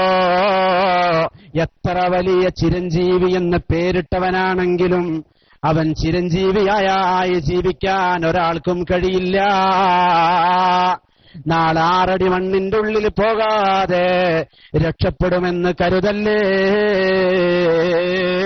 നീ അതിലേക്ക് ചെല്ലുമ്പോ സന്തോഷിക്കുകയാ. ചിതലുകളും പുഴുക്കളും ആ മാളങ്ങളിലുള്ള പാമ്പുകളും തേളുകളും എന്തിനാ? കാരണം നിന്റെ ഈ പൊൻവർണ്ണ എത്രത്തോളം നീ പറയാറില്ലേ, നിന്നെ ഞാൻ കാണിച്ചു തരാമെന്ന് പറഞ്ഞ് വളരെ വീമ്പോടുകൂടെ വർത്തമാനം പറയുന്നവരില്ലേ നമ്മുടെ കൂട്ടത്തിൽ? നീ ചിന്തിച്ചിട്ടുണ്ടോ? നിന്റെ ഈ കയ്യിന്റെ ചലനം റബ്ബൊന്ന് അനക്കി നിർത്തിയാൽ, റബ്ബൊന്ന് സൈലന്റ് ആവണമെന്ന് കരുതിയാൽ നിനക്ക് പിന്നെ അതൊന്ന് ചലിപ്പിക്കാൻ കഴിയുമോ? കഴിയില്ല. ആ കാര്യം നമ്മൾ ഓർക്കണം. കഴിയില്ല എന്ന കാര്യം നമ്മൾ ഓർത്തു വേണം നമ്മൾ പ്രവർത്തനം ചെയ്യാൻ. റബ്ബ് സുബ്ഹാനഹു വ തആല തീരുമാനിക്കാതെ ഒരു കാര്യവും ഇവിടെ നടക്കില്ല. റബ്ബ് തീരുമാനിച്ചത് മാത്രമേ നടക്കൂ. അതുകൊണ്ട് ഖബറിലേക്ക് പോകുമ്പോ, നിന്റെ ശരീരം കൊണ്ടുവെക്കുമ്പോ അതിൽ കിടക്കുന്ന എല്ലാ വസ്തുക്കൾക്കും സന്തോഷമാണവകൾക്ക് നീ ചെല്ലുന്നതിൽ. പൊൻവർണ്ണ കോമള മൃദുലമായ ശരീരമിൽ. നിന്റെ ആകാര ഭംഗി, നിന്റെ വടിവത്ത ശരീരം, നീ വളരെ സുന്ദരിയാണ്, സുശീലയാണ്, വളരെയധികം നല്ല ഗ്ലാമറോടുകൂടെ നടക്കുന്നവളാ. എന്നിരുന്നാലും നിന്റെ ശരീരം മണ്ണിൽ വെച്ചാൽ ചിതലരിക്കും പൊന്നേ. അതുകൊണ്ട് ചിതലരിക്കാത്തൊരു ശരീരം നിനക്ക് വേണോ? നീ ചെയ്യേണ്ട പ്രവർത്തനം എന്തെന്നറിയുമോ? ഈ ദുനിയാവിൽ നീ റബ്ബിനോർത്ത് കഴിഞ്ഞോ? റബ്ബിനെ വഴിപ്പെട്ട് ജീവിച്ചോ? എന്നാലുള്ളൂ നാളെ ചിതലരിക്കാതിരിക്കുക. അല്ലെങ്കിൽ നമ്മുടെ ശരീരമൊക്കെ ചിതലരിക്കും, പുഴുക്കൾ തിന്നും. ഇന്നെ ഈ കാലഘട്ടത്തിലൊക്കെ പുഴുക്കൾ തിന്നെന്ന് പറഞ്ഞാൽ നമ്മൾ ജീവിച്ചിരിക്കുന്ന ആളുടെ ശരീരം പുഴുക്കൾ തിന്നില്ലേ? ക്യാൻസർ രോഗം എന്ന് പറഞ്ഞാൽ ഒരു പ്രത്യേകമായ അണു ശരീരത്തിൽ കയറുകയും എന്നിട്ട് അതിലെ രക്തങ്ങൾ ഊറ്റിക്കുടിക്കുകയും ചെയ്യുക എന്നുള്ളത്. രക്തങ്ങൾ ഊറ്റിക്കുടിക്കുക. രക്തം എപ്പോഴും ഡയാലിസ് ചെയ്യുന്നതിനാ? ഈ രക്തത്തിൽ അണുക്കൾ ഇങ്ങനെ കൂടിയതിന്റെ പേരില്ല. അണുക്കൾ ഇങ്ങനെ കൂടി രക്തം കുടിച്ച് വറ്റിക്കുന്നതിന്റെ പേരില ഡയാലിസിസ് എന്ന് പറഞ്ഞ രക്തം മാറ്റിവെക്കുന്ന ഓരോ പ്രവർത്തനങ്ങളാണ്. അപ്പൊ ഈ പ്രവർത്തനങ്ങളൊക്കെ നടക്കുന്നത് നമ്മൾ ശ്രദ്ധിക്കപ്പെടേണ്ട ഒരു വിഷയങ്ങളാണ്. ഈ ഇത്തരക്കൊരു ഉദാഹരണങ്ങളും എല്ലാം നമ്മൾ കണ്ട് മനസ്സിലാക്കുകയും, ഇതൊന്നും നമുക്ക് അറിയാത്തല്ല, ചിലപ്പോൾ പലതൊന്നും ചിന്തിക്കാത്തതുകൊണ്ടായിരിക്കും ചില ആളുകൾ ഇതൊക്കെ ഇങ്ങനെ തന്നെയാണല്ലേ, അന്ന് ചിന്തിക്കൊണ്ട് ഇടക്കൊക്കെ ഒന്ന് രാത്രി കിടന്നുറങ്ങുമ്പോഴേ, അല്ലെ എപ്പോഴെങ്കിലൊക്കെ ഒരു സമയത്ത് ആരെങ്കിലൊക്കെ ഒരു രോഗിയുണ്ട് എന്നൊക്കെ പറയുമ്പോൾ നമ്മൾ അങ്ങനെ കണ്ടണോ? ഒരുപാട് ആളുകളെ ജീവിതത്തിൽ പുഴു തന്നെ എരിച്ചിട്ട് ചില കാലിന്റെ ഭാഗങ്ങൾ മുറിച്ചു കളയുന്നവരില്ലേ? അപ്പൊ നമ്മളൊന്ന് ആലോചിച്ചാൽ കാണിയും, ഇതൊക്കെ ഈ ഒന്നും പറ്റാത്ത ഒരു ലോകത്ത്, എല്ലാം തടയാൻ പറ്റുന്ന ഒരു ലോകത്താണ് ഇങ്ങനെ സംഭവിക്കുന്നത്. ഇപ്പൊ എബോള എന്ന് പറയുന്ന ഒരു പ്രത്യേകമായ ഒരു വൈറസ് അല്ലേ? എബോള തന്നെയല്ലേ പേര്? നിങ്ങൾക്കറിയോ ഒരസുഖം? സ്ത്രീകൾക്ക് അറിയുമോ? ഇവരൊന്ന് ചോദിച്ചോ, ആർക്കെങ്കിലും അറിയുമോ ആ രോഗം? വേണ്ട. പിന്നെ അപ്പോ ഈ രോഗം, ആ രോഗത്തിന്റെ പ്രത്യേകത 20 ദിവസം കൊണ്ട് അയാൾ മരണപ്പെട്ടു പോകുമെന്നാണ്. 20 ദിവസം കൊണ്ട് അയാൾ മരണപ്പെട്ടു പോകുമെന്നാണ്. അത് പ്രത്യേകമായി 20 ദിവസം കൊണ്ടെന്ന് പറഞ്ഞാൽ അതിനെ നോക്കാൻ ഏൽപ്പിക്കപ്പെട്ട ആളും അതുപോലെ തന്നെ അതിന്റെ അടുത്തുള്ള ആളുകളും മുഴുവനും തന്നെ ആ രോഗത്തിൽ പെട്ടുകൊണ്ട് നശിച്ചു പോകുമെന്ന ശരീരത്തിൽ, അത് എബോള എന്ന് തന്നെയാണ്. എബോള വൈറസ് ഒരു പ്രത്യേകമായൊരു അസുഖമാണ്. 20 ദിവസം അത് പിടിപെട്ട് കഴിഞ്ഞാലേ 20 ദിവസം കൊണ്ട് ആ മനുഷ്യന്റെ ജീവിതം കളയും എന്ന് മാത്രമല്ല, ആ മനുഷ്യൻ മരിക്കുന്നതോടുകൂടി അത് മറ്റൊരാളിലേക്ക് കയറുകയും, അതാ ഡോക്ടർക്ക് പോലും, അതിനെ പരിപാലിക്കുന്ന ഡോക്ടർക്ക് പോലും ആ അസുഖം പിടിപെടുമെന്നുള്ളതാണ്. എന്നിട്ട് പരിചരിക്കുന്നവരെയും വളരെ പെട്ടെന്ന് പിടിപെടുന്ന ഈ വൈറസ് ഇന്നിപ്പോ എവിടെയുണ്ട്? ഇസ്രായേലിൽ നടക്കുന്നുണ്ട് എന്നാ. ഇസ്രായേൽ എന്ന് പറയുന്ന രാജ്യത്ത് അതുണ്ടായിട്ടുണ്ട്. അതൊക്കെ ചിലപ്പോ എന്തുകൊണ്ടായിരിക്കും നമ്മൾ ചിന്തിക്കേണ്ടത്. ഇസ്രായേലിൽ ഇത് ഉണ്ടാകുക എന്ന് പറയുമ്പോൾ ബനു ഇസ്രായേൽക്കാരെ സംബന്ധിച്ച് അള്ളാഹു ഒരുപാട് അനുഗ്രഹങ്ങൾ ചെയ്തു കൊടുത്തവരാണ്. പക്ഷേ ആ അനുഗ്രഹങ്ങളെ മുഴുവനും അവരെന്തായവരാണ്? നിരസിച്ചവരാണ്. അതിലൊരിക്കലും നല്ല രീതിയിൽ കാണാത്തവരാണ് അവർ. അതുപോലെ നമുക്കറിയാമല്ലോ, ഇപ്പൊ അടുത്ത് ആക്രമിക്കപ്പെട്ടുകൊണ്ടിരുന്ന ഫലസ്തീനിലെ ഗസയിലെ പിഞ്ചോമന മക്കളെയും അതുപോലെ തന്നെ പാവപ്പെട്ട മാതാവിനെയും പിതാവിനെയും ഒക്കെ നിഷ്കരുണം കൊല ചെയ്തവരാണ് ഇസ്രായേലരെന്ന് പറയുന്ന ക്രൂരന്മാരായ ആളുകൾ. അള്ളാഹു സുബ്ഹാനഹു വതആല അവർക്ക് അതല്ല, അതിലും വലുത് കൊടുക്കുമെന്ന് നമ്മൾ ചിന്തിക്കേണ്ടതുണ്ട്. നമ്മൾ അവർക്ക് കൊടുക്കണമെന്ന് പ്രാർത്ഥിക്കുകയല്ല. നമ്മുടെ ഗസയിലുള്ള മുസ്ലിമീങ്ങൾ അള്ളാഹു സുബ്ഹാനഹു വതആല രക്ഷിക്കുമാറാവട്ടെ, അവരല്ലാഹു സുബ്ഹാനഹു വതആല സഹായിക്കുമാറാവട്ടെ. അള്ളാഹുവിന്റെ റസൂൽ സ്വല്ലല്ലാഹു അലൈഹി വസല്ലമ തങ്ങൾ പ്രാർത്ഥിച്ചു, എന്ത്? റബ്ബേ, ഈ അക്രമം, മക്കയിലുള്ള അക്രമം, അതെനിക്ക് വയ്യ റബ്ബേ താങ്ങാനും പിടിക്കാനും, ഒന്നുമില്ലെങ്കിൽ ഈ നാട്ടിൽ നിന്ന് എന്നെ നാട് കടത്തണമെന്ന് റസൂലുള്ളാഹി സ്വല്ലല്ലാഹു അലൈഹി വസല്ലമ തങ്ങൾ പ്രാർത്ഥിച്ചു. ഇവരുടെ അക്രമം സഹിക്കവയ്യാതെ നബി സ്വല്ലല്ലാഹു അലൈഹി വസല്ലമ തങ്ങൾ മക്കയിൽ നിന്നും മദീനയിലേക്ക് പലായനം ചെയ്തില്ലേ? പലായനം ചെയ്തു. എത്ര പിഞ്ചോമന മക്കളെയാണ് ഇന്ന് ഗസയിൽ. നമുക്കറിയാം, നമ്മുടെ പള്ളിയുടെ മുമ്പിൽ ഒരു പോസ്റ്റ് ഉണ്ട്. ആ പോസ്റ്റ് കണ്ടാൽ അറിയാം, ഒരു ഫ്ലെക്സ് ബോർഡ് ഉണ്ട്. ആ ഫ്ലെക്സ് ബോർഡിൽ നിന്ന് എഴുതിയ ഓരോ കാര്യങ്ങൾ എഴുതിയിട്ടുമുണ്ട്, ഓരോ ചിത്രങ്ങൾ കൊടുത്തിട്ടുമുണ്ട്. ഞാൻ ഫേസ്ബുക്കിൽ വെച്ചൊരു വീഡിയോ കണ്ടു. എന്റെ പ്രിയപ്പെട്ട സഹോദര സഹോദരിമാരെ ശ്രദ്ധിക്കപ്പെടേണ്ടത്, കുട്ടിയുടെ തല മാത്രമുണ്ട്, തലയുടെ ഉള്ളിൽ ഓട്ടിൽ ഒന്നുമില്ല, തലയോട്ടിയിൽ ഒന്നുമില്ല.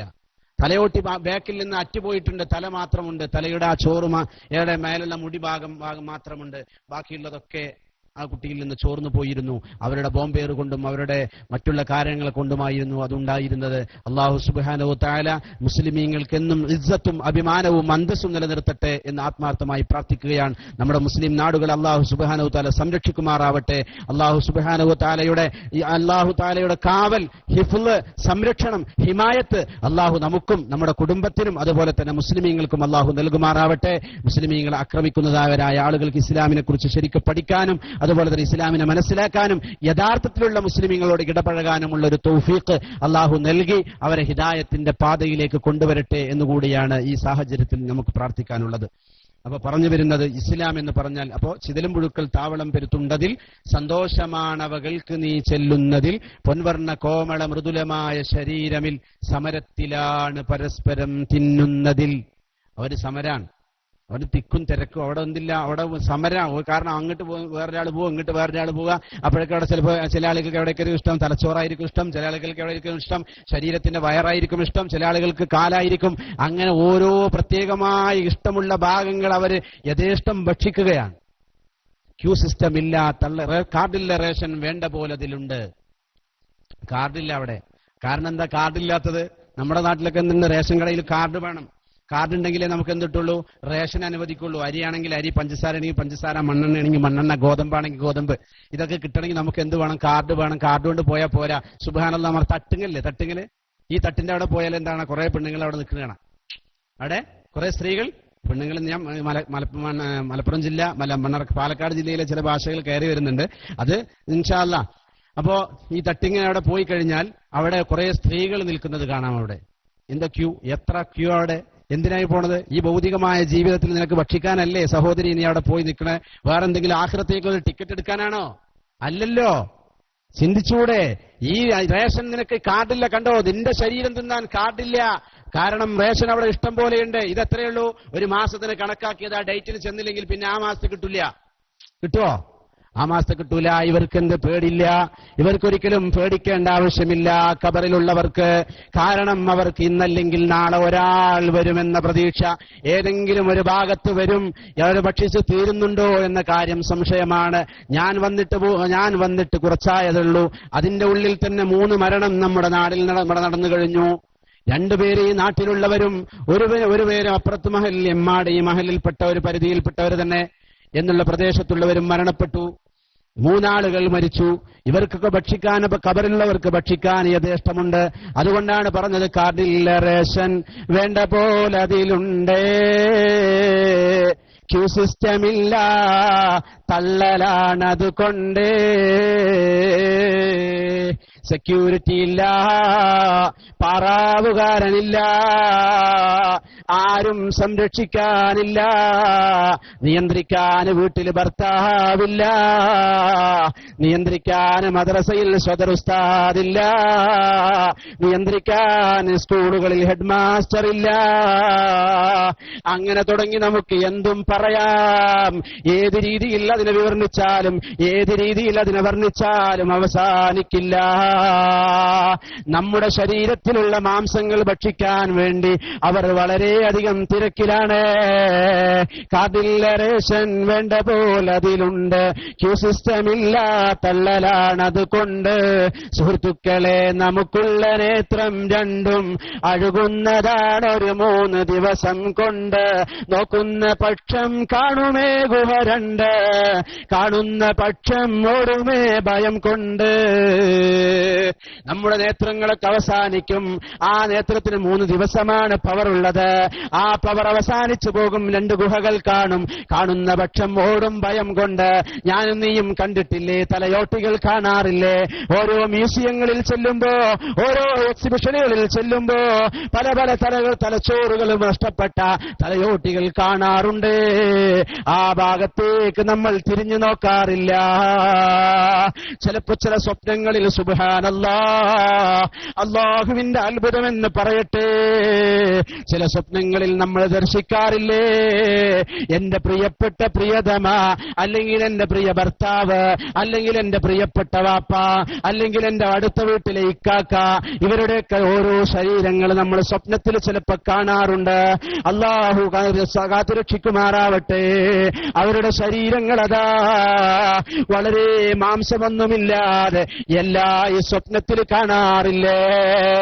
ആ അസ്ഥി നമ്മുടെ കൂടെ വന്ന് നമ്മെ ആക്രമിക്കാൻ വരുന്നത് പോലെ തോന്നാറില്ലേ? ഞാൻ കഴിഞ്ഞ വർഷം ജോലി ചെയ്യുന്ന സ്ഥലത്ത്, അവിടെ എന്നോട് ഒരാൾ പള്ളിയിൽ വന്നിട്ട് പറഞ്ഞു, ഉസ്താദേ, എനിക്കൊരു പ്രധാനപ്പെട്ട കാര്യം നിങ്ങളോട് പറയാനുണ്ട്, അതെന്തായാലും നിങ്ങൾ പറഞ്ഞു തരണം. സുബ്ഹാനല്ലാഹ്, ഞാൻ വിചാരിച്ചു എന്നെക്കുറിച്ച് വല്ല പരാതിയും കിട്ടിയിട്ടാണോ. അങ്ങനെ വിചാരിക്കുമല്ലോ. അതിനെക്കുറിച്ച് നിങ്ങൾ എന്താവണം, എനിക്ക് പ്രത്യേകിച്ച് കാര്യങ്ങൾ കുറച്ച് സംസാരിക്കാണ്ട് പറഞ്ഞു. അയാൾ പോയി, ആ സമയം പോയി. എന്റെ മനസ്സിൽ ആദ്യമായി ഇയാൾ എന്തായിരിക്കും സംസാരിക്കുക. സുബ്ഹാനല്ലാഹ്, അദ്ദേഹം എന്റെ റൂമിൽ വന്നു. റൂമിൽ വന്നിട്ട് അദ്ദേഹം തന്നെ വാതിലടച്ചു. കാരണം വേറൊരാളും കേൾക്കണ്ട എന്നുള്ള രീതി അദ്ദേഹം തന്നെ കഥ കടച്ചിട്ട് അദ്ദേഹം എന്റെ അടുക്കൽ ഇരുന്നിട്ട് പറഞ്ഞു, ഉസ്താദെ, ഞാൻ ഒരുപാട് സ്വപ്നങ്ങൾ കാണാറുണ്ട്. അദ്ദേഹം ചെറുതായിട്ട് അദ്ദേഹത്തിന്റെ ഒരു കുറച്ച് വലുപ്പം പറഞ്ഞു. എന്താണെന്ന് വെച്ചാല്, ഈ നാട്ടിൽ ആര് മരിക്കുകയാണെങ്കിലും എനിക്കറിയാം അയാൾ മരിക്കുക എന്നുള്ളത്. ആര് മരിക്കും എന്നുള്ളത് എന്താകാം എനിക്കറിയാമെന്ന് അദ്ദേഹം പറഞ്ഞു എന്നോട്. ഞാൻ അതെന്തായില്ല, അദ്ദേഹത്തെ എതിർത്ത് സംസാരിക്കാൻ പോയില്ല. കാരണം അദ്ദേഹം വേറൊരു ആവേശത്തിൽ വന്നതുകൊണ്ട് ഓരോ മനുഷ്യന്റെ മുഴുവൻ കേട്ടതിന് ശേഷമേ അവനോട് പ്രതികരിക്കാൻ പാടുള്ളൂ. അപ്പൊ ഞാൻ എന്തായാലും ഒന്നും പറഞ്ഞില്ല. അദ്ദേഹം പറഞ്ഞു, ഇപ്പൊ ഇന്നാൾ ഇവിടെ ഒരു റാവുത്തർ മരിച്ചില്ല, 105 വയസ്സായിട്ടുള്ള റാവുത്തർ അവിടെ മരിച്ചു. അല്ലാഹു സുബ്ഹാനഹു വ തആല അദ്ദേഹത്തിന്റെ ഖബറിടം വിശാലമായി കൊടുക്കുമാറാവട്ടെ. അദ്ദേഹത്തിന് ഞാൻ പോയി കണ്ടു ജീവനോടെ. അദ്ദേഹം മരിക്കുന്ന അവസരത്തിന്റെ ഏകദേശം 2 വർഷങ്ങൾക്ക് മുമ്പ് വരെ 50 കിലോ വരുന്ന പഞ്ചസാരയുടെ ചാക്കൊക്കെ ഒറ്റക്കെടുത്ത് വെച്ചിരുന്നു എന്നാണ്. അത്രയും വലിയൊരു ആരോഗ്യവാനായിരുന്നു അദ്ദേഹം. അല്ലാഹു സുബ്ഹാനഹു വ തആല അദ്ദേഹത്തിന് ഖബർ വിശാലമാക്കി കൊടുക്കുമാറാവട്ടെ. അപ്പൊ പറഞ്ഞു വരുന്നത്, അങ്ങനെ അദ്ദേഹം വന്നിട്ട് എന്നോട് പറയാണ്, ഞാൻ എന്റെ ജീവിതത്തിൽ കാണാത്തൊരു സ്വപ്നം കണ്ടു ഉസ്താദേ. എന്താണെന്ന് വെച്ചാൽ, എന്റെ അയൽവാസിയായ ആളല്ല, അദ്ദേഹത്തിന്റെ ഒരു സുഹൃത്ത് ഇബ്രാഹിം എന്ന് പറയുന്നത്, ഞാനൊരു പ്രാവശ്യം ദുആ ചെയ്തിട്ടുണ്ടായിരുന്നു. എന്റെ ഒരു സുഹൃത്തിന്റെ ജ്യേഷ്ഠന് എന്തുണ്ടായിരുന്നു, ക്യാൻസർ രോഗമാണ്. അല്ലാഹു സുബ്ഹാനഹു വ തആല ശിഫയായി കൊടുക്കുമാറാവട്ടെ. അദ്ദേഹം എപ്പോഴും ഉണ്ട്. അല്ലാഹു ശിഫയായി കൊടുക്കുകയാണെങ്കിൽ ശിഫയായി കൊടുക്കുമാറാവട്ടെ. മരണമാണ് ഖൈറെങ്കിൽ അല്ലാഹു മരണം നൽകുമാറാവട്ടെ. ആമീൻ പറഞ്ഞോളിയും. അല്ലാഹു സുബ്ഹാനഹു വ തആല നമ്മൾ സ്വീകരിക്കപ്പെടുന്ന ഒരാള് നമ്മുടെ കൂട്ടത്തിലുണ്ട് എന്നുള്ള കാര്യങ്ങൾ മനസ്സിലായിക്കോളിയും. ഇബാദത്ത് ചെയ്യുന്ന കുറെ ആളുകളുണ്ട്, നമ്മൾ വിചാരിക്കണ പോലെ ഒന്നല്ല നമ്മുടെ കൂട്ടത്തിലുള്ള. ഇപ്പൊ ഈ നിങ്ങളെ സ്ത്രീകളുടെ കൂട്ടത്തിലെ ഓരോ സ്ത്രീകൾക്കും എന്തെല്ലാം മനഃപ്പാടമുണ്ട്, എല്ലാ കാര്യങ്ങളും. ചിലപ്പോൾ ഞങ്ങൾക്ക് ഉസ്താദന്മാർക്ക് അറിയാത്ത ഓരോ വിഷയങ്ങൾ പോലും നിങ്ങളുടെ മനസ്സുകളിൽ, നിങ്ങൾ ഒരുപാട് ക്ലാസ്സുകൾ കേട്ടിട്ട് നിങ്ങളുടെ മനസ്സിലുണ്ടാവും. എങ്ങനെ കിടന്നുറങ്ങണം, എങ്ങനെ എണ്ണ തേക്കണം, എങ്ങനെ സുറുമയിടണം, ഇതൊക്കെ ഇങ്ങനെ തുടങ്ങി ഒരുപാട് വിഷയങ്ങൾ നിങ്ങളുടെ മനസ്സിന്റെ ഉള്ളിൽ ഒളിഞ്ഞു കിടക്കുന്നുണ്ട്. ഒരുപാട് അറിവുകൾ. നിങ്ങൾക്ക് എത്ര സൂറത്തുകൾ മനഃപ്പാടമുള്ളവർ നിങ്ങളുടെ കൂട്ടത്തിലുണ്ട്. വലിയ നിങ്ങളുടെ കൂട്ടത്തിലുണ്ടായേക്കാം. ഖുർആൻ ഓതുന്നവർ, നിത്യേന എത്ര ദിവസം, ഒരു ദിവസത്തിൽ എത്രയോ ജുസുകൾ പാരായണം ചെയ്യുന്നവർ കൂട്ടത്തിലുണ്ട്. അല്ലാഹു സുബ്ഹാനഹു വ തആല അങ്ങനെ ഖുർആൻ പാരായണം ചെയ്യാനുള്ള തൗഫീഖ് അല്ലാഹു നമുക്ക് നൽകുമാറാവട്ടെ. അല്ലാഹു അങ്ങനെ എന്റെ സുഹൃത്തിന്റെ ആ ഒരു ജ്യേഷ്ഠനെ, അയാൾ കണ്ട സ്വപ്നം എന്താണെന്നറിയോ? ഒരു സുഹൃത്തിനെ അദ്ദേഹം എന്താവാണ്, ആരോ വന്നിട്ട് അദ്ദേഹത്തിന്റെ ശരീരത്തിലെ മാംസം ഇങ്ങനെ കിഴിച്ചെടുക്കുന്നത് സ്വപ്നം കണ്ടു. അദ്ദേഹം പറഞ്ഞത് അതാണ്. ഇങ്ങനെ നമ്മൾ ഇറച്ചിയും ആടും അതുപോലെ തന്നെ ഇങ്ങനെ അദ്ദേഹത്തിന് ഉണ്ടായിരുന്ന തൊഴിലെന്തായിരുന്നു എന്ന് വെച്ചാൽ അദ്ദേഹത്തിനും അദ്ദേഹത്തിന്റെ കുടുംബമൊക്കെ കന്ന് കച്ചവടം നടത്തുന്നവരെ, ചന്തയിൽ പോയി കന്ന് വാങ്ങുക, വിൽക്കുക, ഈ പരിപാടി ചെയ്യുന്ന ആളുകളാണ്. അതുകൊണ്ടല്ല, പക്ഷെ അദ്ദേഹം കണ്ട സ്വപ്നം പറയുകയാണ്, ശരീരത്തിൽ നിന്ന് ബ്ലേഡ് കൊണ്ടിങ്ങനെ, കത്തി കൊണ്ടിങ്ങനെ ശരീരത്തിൽ നിന്ന് ഈ നമ്മൾ അറുത്ത് കഴിഞ്ഞാൽ ഈ പോത്തുകളെയൊക്കെ കിഴിക്കുന്നത് പോലെ, ഇറച്ചിയെടുക്കുന്നത് പോലെ അദ്ദേഹത്തിന്റെ ശരീരത്തിൽ നിന്ന് ആളുകൾ വന്നിട്ട് ഇറച്ചി ഇങ്ങനെ കിഴിക്കുന്ന സ്വപ്നം കണ്ടു. അല്ലാഹു സുബ്ഹാനഹു വ തആല കാത്തുരക്ഷിക്കുമാറാവട്ടെ. അപ്പൊ അങ്ങനെയുള്ള സ്വപ്നങ്ങളൊക്കെ നമ്മൾ കാണുന്നവരാണ്. അപ്പൊ നമ്മളൊക്കെ ചിന്തിക്കേണ്ടത് എന്താന്ന് വെച്ചാൽ, നമുക്ക് ഖബറുണ്ട്. ആ ഖബറിന്റെ അടിയിലൂടെ പോകുമ്പോൾ നമ്മൾ ചിന്തിക്കുക, സ്ത്രീകളെ നിങ്ങൾ ചിന്തിക്കുക, ഈ പറഞ്ഞു വന്ന വിഷയം അവിടുന്ന് വന്നതാണ്. നിങ്ങളുടെ ശരീരം മറച്ച് നല്ല രീതിയിൽ പോകണം. പള്ളിത്തൊടിയിലൂടെ പോകുമ്പോൾ നിങ്ങൾ മോഡേൺ എന്തോ ആയിക്കോളും, പള്ളിത്തൊടിന്റെ പുറത്ത് എന്തോ ആയിക്കോ എന്ന് പറഞ്ഞാൽ ഞാൻ അങ്ങനെ പറയല്ല, നിങ്ങളെ കയറൂരി വിടല്ല. പക്ഷേ പറഞ്ഞിട്ട് നിങ്ങൾക്ക് അനുസരിക്കാൻ പറ്റുന്നവരാണെങ്കിൽ നിങ്ങൾ അനുസരിക്കുക. അത്രയേ ഉള്ളൂ. ഇസ്ലാമിന്റെ കൽപ്പന ഒരാളെ അടിച്ചു ചേൽപ്പിക്കണമെന്നൊന്നും ഇസ്ലാം പറഞ്ഞിട്ടില്ല. പറഞ്ഞു തരാം ഇസ്ലാം എന്താ പഠിപ്പിച്ച് അത് പറഞ്ഞു തരാം. സ്വീകരിക്കലും സ്വീകരിക്കാതിരിക്കലൊക്കെ അതൊരു സത്യവിശ്വാസിയുടെ അടയാളം. എപ്പോഴാണ് സത്യവിശ്വാസിക്ക് ഈ ഉപദേശം ഉപകരിക്കുക എന്ന് പറയാൻ പറ്റില്ല. ഉപദേശിച്ചുകൊണ്ടേയിരുന്നോളൂ പ്രവാചകരെ. അങ്ങ് എന്തിനാ നിർത്തുന്നത്? ഒരാൾ ക്ലാസ്സിന് വരുന്നില്ല പറഞ്ഞോ, വരണ്ട, ക്ലാസ്സിന് വരണ്ട എന്നാരെങ്കിലും പറഞ്ഞാൽ വരണ്ട എന്നുള്ളത് തന്നെയാണ്. നിങ്ങൾക്ക് വേണമെങ്കിൽ ക്ലാസ്സിന് വരാം, വേണ്ടെങ്കിൽ വരണ്ട. നമ്മുടെ ഇസ്ലാമികപരമായ കാര്യങ്ങൾ ഇവിടെ ആരും പറഞ്ഞിട്ടില്ല കേട്ടോ, എന്നോട് അങ്ങനെ ക്ലാസ്സിന് വരില്ല ഉസ്താദെ എന്ന് പറഞ്ഞിട്ടൊന്നുമില്ല. പക്ഷേ ഞാൻ പറഞ്ഞു വരുന്നത് എന്താന്ന് വെച്ചാൽ, വരാൻ താല്പര്യമില്ലാത്ത ഒരുപാട് ആളുകൾ. ഞാൻ പറഞ്ഞു വന്നു പോയത് കടപ്പുറത്ത് അവിടെ ഒരു സ്ഥലത്ത് ഞാൻ കണ്ടില്ലേ ഒരു പ്രവർത്തനം, ഒരു അന്യപുരുഷനുമായി കൊണ്ട് അന്യജാതിയിൽപ്പെട്ട ഒരാളുടെ തോളിൽ കൈവച്ചത് ഞാൻ കണ്ടു. ഒരു മുസ്ലിമായ പെണ്ണ്. അവരൊക്കെ ക്ലാസ്സിന് വരാത്തതും ഇസ്ലാമികപരമായി യാതൊരു ബന്ധമില്ലാത്തവരുമാണ്. അപ്പൊ അങ്ങനെയൊക്കെ നമ്മൾ ആവുന്നതിന്റെ മുമ്പ് നമ്മൾ എന്തെങ്കിലുമൊക്കെ നേടിയെടുത്തിട്ട്, എന്തെങ്കിലുമൊക്കെ സൂക്ഷ്മത, ചിലപ്പോൾ ഏതെങ്കിലും ഒരു സമയത്ത് അതൊന്നാൾ ഉസ്താദ് പറഞ്ഞതല്ലേ ക്ലാസ്സിൽ, അത് ചെയ്യാൻ പാടില്ല എന്നുള്ളത് അങ്ങനെ വരാം സാധ്യത. അങ്ങനെ വന്നുകൊണ്ട് എന്തെങ്കിലുമൊക്കെ ഒന്ന് മാറിയാൽ നമുക്കതുകൊണ്ട് പ്രതിഫലമുണ്ട്. എന്തെങ്കിലും ഒരു കാര്യം ചെയ്താൽ അതിന് നമുക്ക് പ്രതിഫലമുണ്ട്. നമുക്കറിയാം, നമ്മൾ ഓരോ ദിവസവും നമ്മൾ ചെയ്യുന്ന കർമ്മങ്ങളൊക്കെ നല്ല രീതിയിലുള്ള കർമ്മങ്ങളായി മാറാനാണ് നമ്മുടെ പരിശുദ്ധമായ ദീനുൽ ഇസ്ലാം എന്നും പഠിപ്പിക്കുന്നത്. അല്ലാതെ ഇസ്ലാമിന്റെ ആവശ്യങ്ങൾക്ക് വേണ്ടിയോ അള്ളാന്റെ റസൂലിനും ഒരു പ്രത്യേകമായ ഒരു നേട്ടം ഉണ്ടായതുകൊണ്ടല്ല. നമ്മുടെ ജീവിതത്തിൽ അള്ളാഹുവിനെ ആരാധിക്കാൻ വേണ്ടി പറഞ്ഞയച്ച നമ്മളെ നല്ല രീതിയിൽ ജീവിച്ച് റബ്ബിന്റെ മുമ്പിലേക്ക് ചെല്ലുമ്പോൾ ഒരു സന്തോഷത്തോടുകൂടെ റബ്ബിനെ കണ്ടുമുട്ടുക, അതാണ് നമ്മുടെ ലക്ഷ്യം. അല്ലാതെ വേറെന്തെങ്കിലുമാണോ ലക്ഷ്യം? റബ്ബിനെ സന്തോഷത്തോട് കണ്ടുമുട്ടാൻ വേണ്ടി പറഞ്ഞതാണ് റബ്ബ് സൂറത്തുൽ കാഫിലെ അവസാനത്തെ ആയത്ത്. നിങ്ങൾ ഓതുന്നവരാണ് ചില ആളുകൾ. ഞാൻ രാവിലെ ഒരു ദിവസം വെള്ളിയാഴ്ച രാവിലെ പോകുന്ന സമയത്ത് സൂറത്തുൽ കാഫോ ഏതൊരു സൂറത്ത് ഉറക്കം ഓതുന്നത് കണ്ടു. ഒരു വീട്ടിൽ നിന്ന് കേട്ടു, ഒരു വീട്ടിൽ നിന്ന്. ഉറക്കം ഓതരുത്, സ്ത്രീകളാണ്, നിങ്ങൾ ശബ്ദം കുറച്ച് താഴ്ത്തി ഓതണം എന്ന് പ്രത്യേകമായി ഈ സാഹചര്യത്തിൽ ഓർമ്മപ്പെടുത്താണ്. അപ്പോൾ നിങ്ങൾ സ്ത്രീകളാണ്, കുറച്ചൊക്കെ ശബ്ദം താഴ്ത്തി, എല്ലായിടത്തും എല്ലാ നിലയിലും അങ്ങനെ തന്നെ ചെയ്യേണ്ടത്. ശബ്ദം താഴ്ത്തി സംസാരിക്കുക, ശബ്ദം താഴ്ത്തി എന്താവുക, ഖുർആനാണ് പാരായണമാണെങ്കിലും ഖുർആനല്ലേ നല്ലതല്ലേ എന്ന് വിചാരിച്ച് എന്താവണ്ട, എല്ലാം നല്ലത് അധികമായാൽ അമൃതവും വിഷം തന്നെയാണ്. അത് നമ്മൾ മനസ്സിലാക്കണം. അപ്പോൾ നല്ല രീതിയിൽ നിങ്ങൾ ഖുർആൻ ഓതണം. അല്ലാഹു സുബ്ഹാനഹു വ തആല അങ്ങനെ ഓതുന്നതിനെ സംബന്ധിച്ച് ഞാൻ തെറ്റ് പറയല്ല. ഖുർആൻ ഓതണം, പാരായണം ചെയ്യണം. പക്ഷേ അന്യപുരുഷന്മാർ ആ ശബ്ദം കേട്ടുകൊണ്ട് ആകർഷ്ടഭരിതനായാൽ അതിന് പെണ്ണെ നീ ഖുർആൻ ഓതുകയാണെങ്കിൽ പോലും നീ തെറ്റുകാരിയാണ് എന്ന് നീ മനസ്സിലാക്കേണ്ടതുണ്ട്.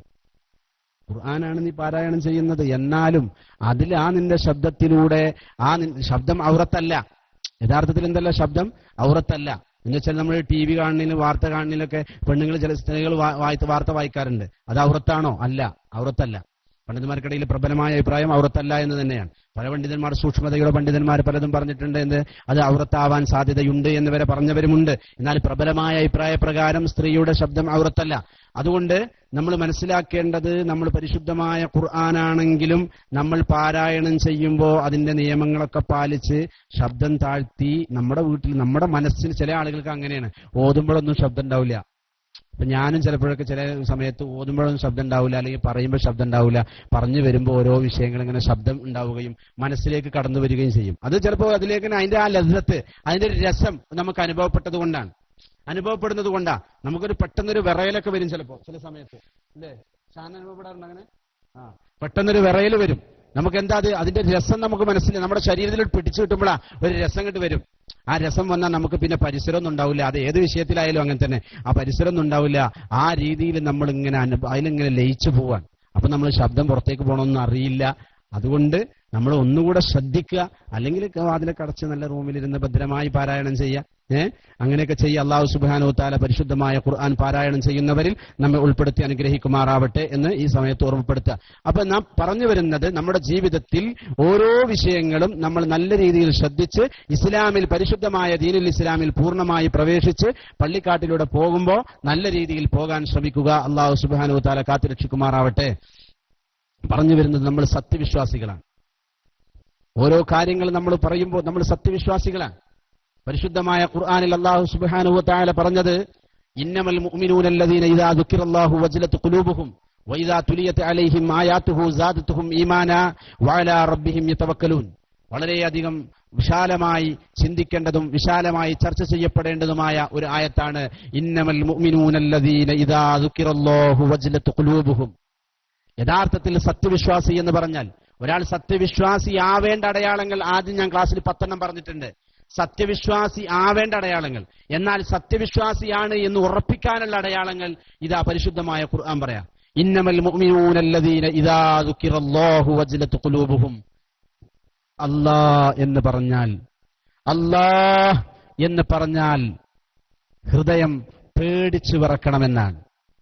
ഹൃദയം പേടിച്ചു വിറക്കണമെന്ന അള്ളാഹുവിന്റെ ശിക്ഷയെ സംബന്ധിച്ച് മനസ്സിലാക്കി ഹൃദയം പേടിച്ചു വിറക്കുന്ന ഹൃദയം ആർക്കുണ്ടോ അവരാണ് യഥാർത്ഥത്തിൽ സത്യവിശ്വാസികളെന്ന് പരിശുദ്ധമായ ഖുർആനിൽ അല്ലാഹു സുബ്ഹാനഹു വ തആല പറയുകയാണ്.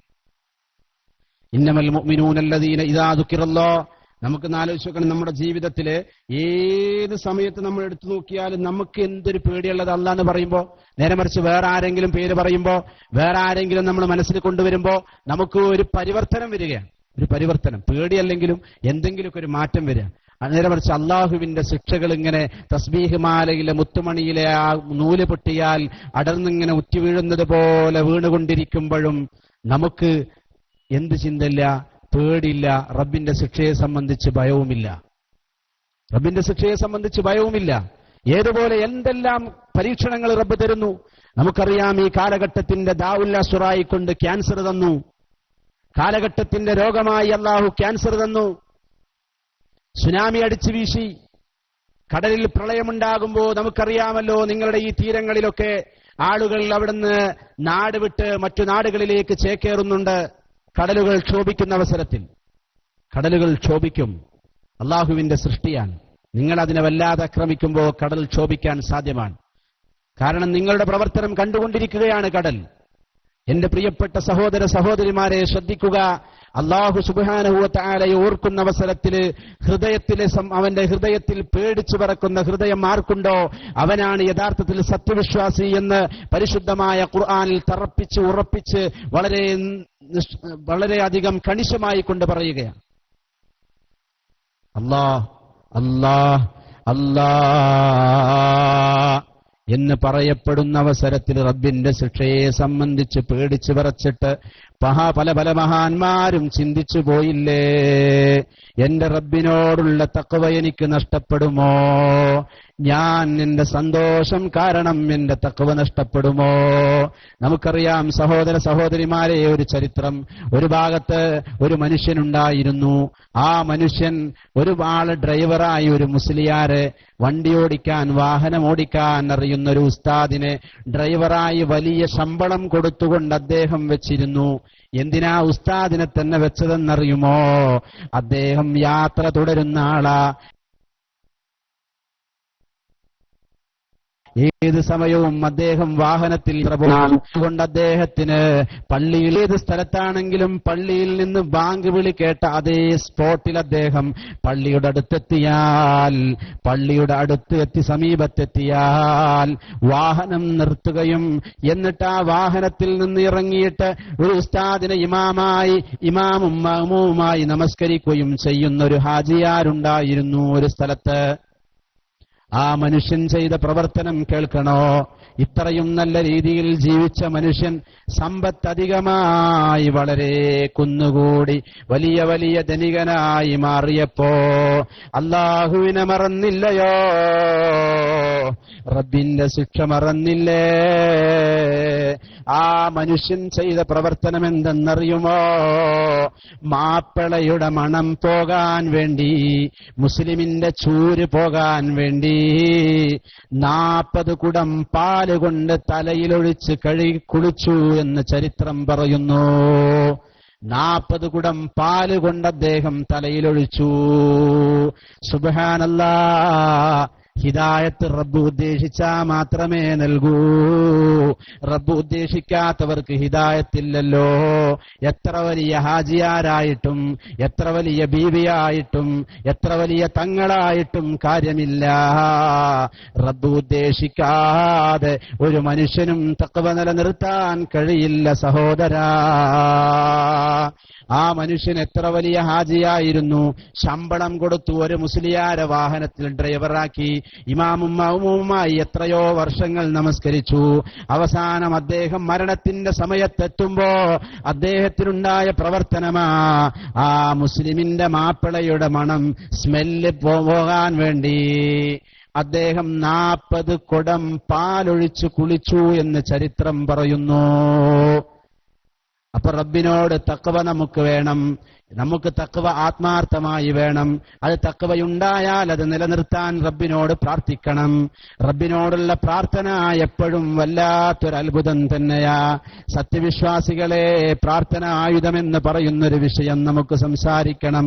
റബ്ബിനെ സുബ്ഹാനഹു വ തആല ഓർത്താൽ പ്രാർത്ഥന കൊണ്ടേ അത് നിലനിർത്താൻ കഴിയൂ. നിന്റെ തഖ്വ നിനക്ക് നിലനിർത്തണോ? പരിശുദ്ധമായ ഖുർആൻ പറയുന്നു, നീ പ്രാർത്ഥിച്ചില്ലെങ്കിൽ നിനക്കെന്ത് പരിഗണനയാ റബ്ബിന്റെ പക്കലുള്ളത് മോനെ. സുഹൃത്തേ, നിനക്കെന്നാണ് ചിന്ത വരുന്നത്? അന്നുള്ള ചിന്തക്കെന്ത് ഫലമാണുള്ളത്? സുഹൃത്തേ, നിനക്കെന്നാണ് ചിന്ത വരുന്നത്? അന്നുള്ള ചിന്തക്കെന്ത് ഫലമാണുള്ളത്? നീ ഏത് സമയത്ത് അവസാനം നിന്റെ വായിലുള്ള പല്ല് മുഴുവൻ കൊഴിഞ്ഞു, നിന്റെ ഗ്ലാമർ നഷ്ടപ്പെട്ടു, നിന്റെ കണ്ണിന്റെ പുരികത്തിന്റെ അവിടെ കറുപ്പ് കളറ് വന്ന് ചുളിഞ്ഞിരിക്കുകയാ, നിന്റെ മുഖത്തിലുള്ള ഓരോ തൊലിക്കട്ടികളും ചുളിഞ്ഞു പോയി, നിന്റെ ശരീരം കൊണ്ട് നിനക്ക് നടക്കാൻ കഴിയുന്നില്ല, നിന്റെ കാലിൽ നീ സുജൂദിലേക്ക് പോകുമ്പോ വേദനയാ, നിന്റെ കൈമുട്ട് നിനക്ക് വേദനയാ, സുജൂദിൽ നിന്ന് എഴുന്നേൽക്കാൻ കഴിയുന്നില്ല ഉസ്താദേ, എന്റെ കാലിൽ നിസ്കരിക്കാൻ എനിക്ക് പള്ളിയിലേക്ക് വരാൻ പറ്റുന്നില്ലല്ലോ. ഇതൊക്കെ നമ്മൾ ചിന്തിക്കുന്നത് എപ്പോഴാ? അവസാന സമയത്തല്ലേ? നമ്മുടെ റൂഹ് തൊണ്ടക്കുഴിയിൽ എത്തുമ്പോഴല്ലേ? എന്റെ പ്രിയപ്പെട്ട സഹോദരിമാരെ, നിങ്ങളോട് പറയട്ടെ, നമ്മുടെ ഓരോ പ്രവർത്തനങ്ങളും ആരോഗ്യ സമയത്ത് നീ ചെയ്തോ. അല്ലാഹുവിന്റെ റസൂല് പഠിപ്പിച്ചതാ, മനുഷ്യ നിനക്ക് ഏറ്റവും നല്ലത് നീ ആരോഗ്യമായിരിക്കുന്ന ഏറ്റവും ഒരു മനുഷ്യൻ സൽക്കർമ്മം ചെയ്യാൻ ഉത്തമമായത് അവൻ ആരോഗ്യ സമയത്തിൽ ചെയ്യലാണെന്ന് പുണ്യഭൂമേനി മദീന മുനവ്വറയിൽ അന്ത്യവിശ്രമം കൊള്ളുന്ന 140 കോടി മുസൽമാന്റെ ചങ്കിലച്ചോരയായ മാണിക്കക്കല്ലായ കരളിന്റെ കഷ്ണമായ അൽഹറുല്ലതമായ നബി മുഹമ്മദ് മുസ്തഫ സല്ലല്ലാഹു അലൈഹി വസല്ലമ തങ്ങൾ പഠിപ്പിച്ചതാ. ഈ എളിയവൻ പഠിപ്പിക്കുന്നതല്ല, മറ്റു പണ്ഡിതന്മാർ പഠിപ്പിച്ചതല്ല. ഒരു മനുഷ്യൻ ഏറ്റവും കൂടുതൽ ആരോഗ്യം തിരഞ്ഞെടുക്കേണ്ടത്, ചോയ്സ് ചെയ്യേണ്ടത് ആരോഗ്യ സമയത്ത് ആരാധിക്കലാ. റബ്ബിനെ ആരാധിച്ചോ. റബ്ബിനെ കുറിച്ച് എന്താ പേടിയില്ലാത്തത്? നിന്റെ രോമകൂപങ്ങൾക്ക് പോലും ഒരു പരിവർത്തനം റബ്ബിനെ പറയുമ്പോഴെന്താ ഇല്ലാത്തത്? ലാ ഇലാഹ ഇല്ലല്ലാഹ് അല്ലാഹു അല്ലാതൊരാരാധ്യനില്ലെന്ന് നീ ലാ ഇലാഹ ഇല്ലല്ലാ പറയുമ്പോ ചിന്തിക്കാറുണ്ടോ? അങ്ങനെ നിനക്ക് ചിന്തിച്ചിരുന്നുവെങ്കിൽ നിന്റെ ഹൃദയത്തിനൊരു പരിവർത്തനം വന്നിരുന്നില്ലേ? എത്രയെത്ര മുസ്ലിയാക്കന്മാരുടെ ക്ലാസ്സിൽ, എത്രയെത്ര ഉസ്താദമാരുടെ ക്ലാസ്സിൽ, എത്രയെത്ര ക്ലാസ് നടത്തുന്നവരുടെ ക്ലാസ്സിൽ നീ കേട്ടില്ലേ ലാ ഇലാഹ ഇല്ലല്ലയുടെ അർത്ഥം? നീ എന്തേ ചെയ്യുമ്പോ അത് ചെല്ലുമ്പോ നീ ചിന്തിക്കാത്തതെന്താ? ലാ ഇലാഹ ഇല്ലല്ലാഹ്. അത് നിന്നെ പള്ളിക്കാട്ടിലേക്ക് കൊണ്ടുപോകാൻ വേണ്ടി മാത്രമുള്ളതല്ല, അത് ഏറ്റവും വലിയ അഫ്ളലായ ദിക്റാൻ. അല്ലാഹുവിന്റെ റസൂല് പറഞ്ഞു, അഫ്ളലു മാ ഖുൽതു വ അന മിൻ ഖബ്ലി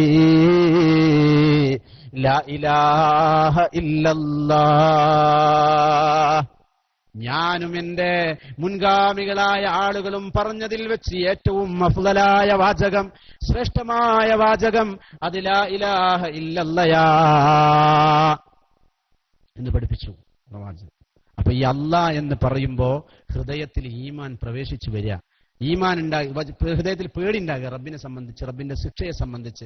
മഹാന്മാരായ പണ്ഡിതന്മാർ അവരുടെ തഫ്സീറുകളിൽ അതിനെ വിശകലനം ചെയ്തത്, വിശദീകരിച്ച് പറഞ്ഞത് അതിന് വഈദ് എന്നാണ്. വഈദ് എന്ന് പറഞ്ഞാൽ പേടി, റബ്ബിന്റെ ശിക്ഷ വരുമല്ലോ എന്ന പേടി ഹൃദയത്തിൽ ഉണ്ടാവുക അല്ലാഹ് എന്ന് പറയുമ്പോൾ.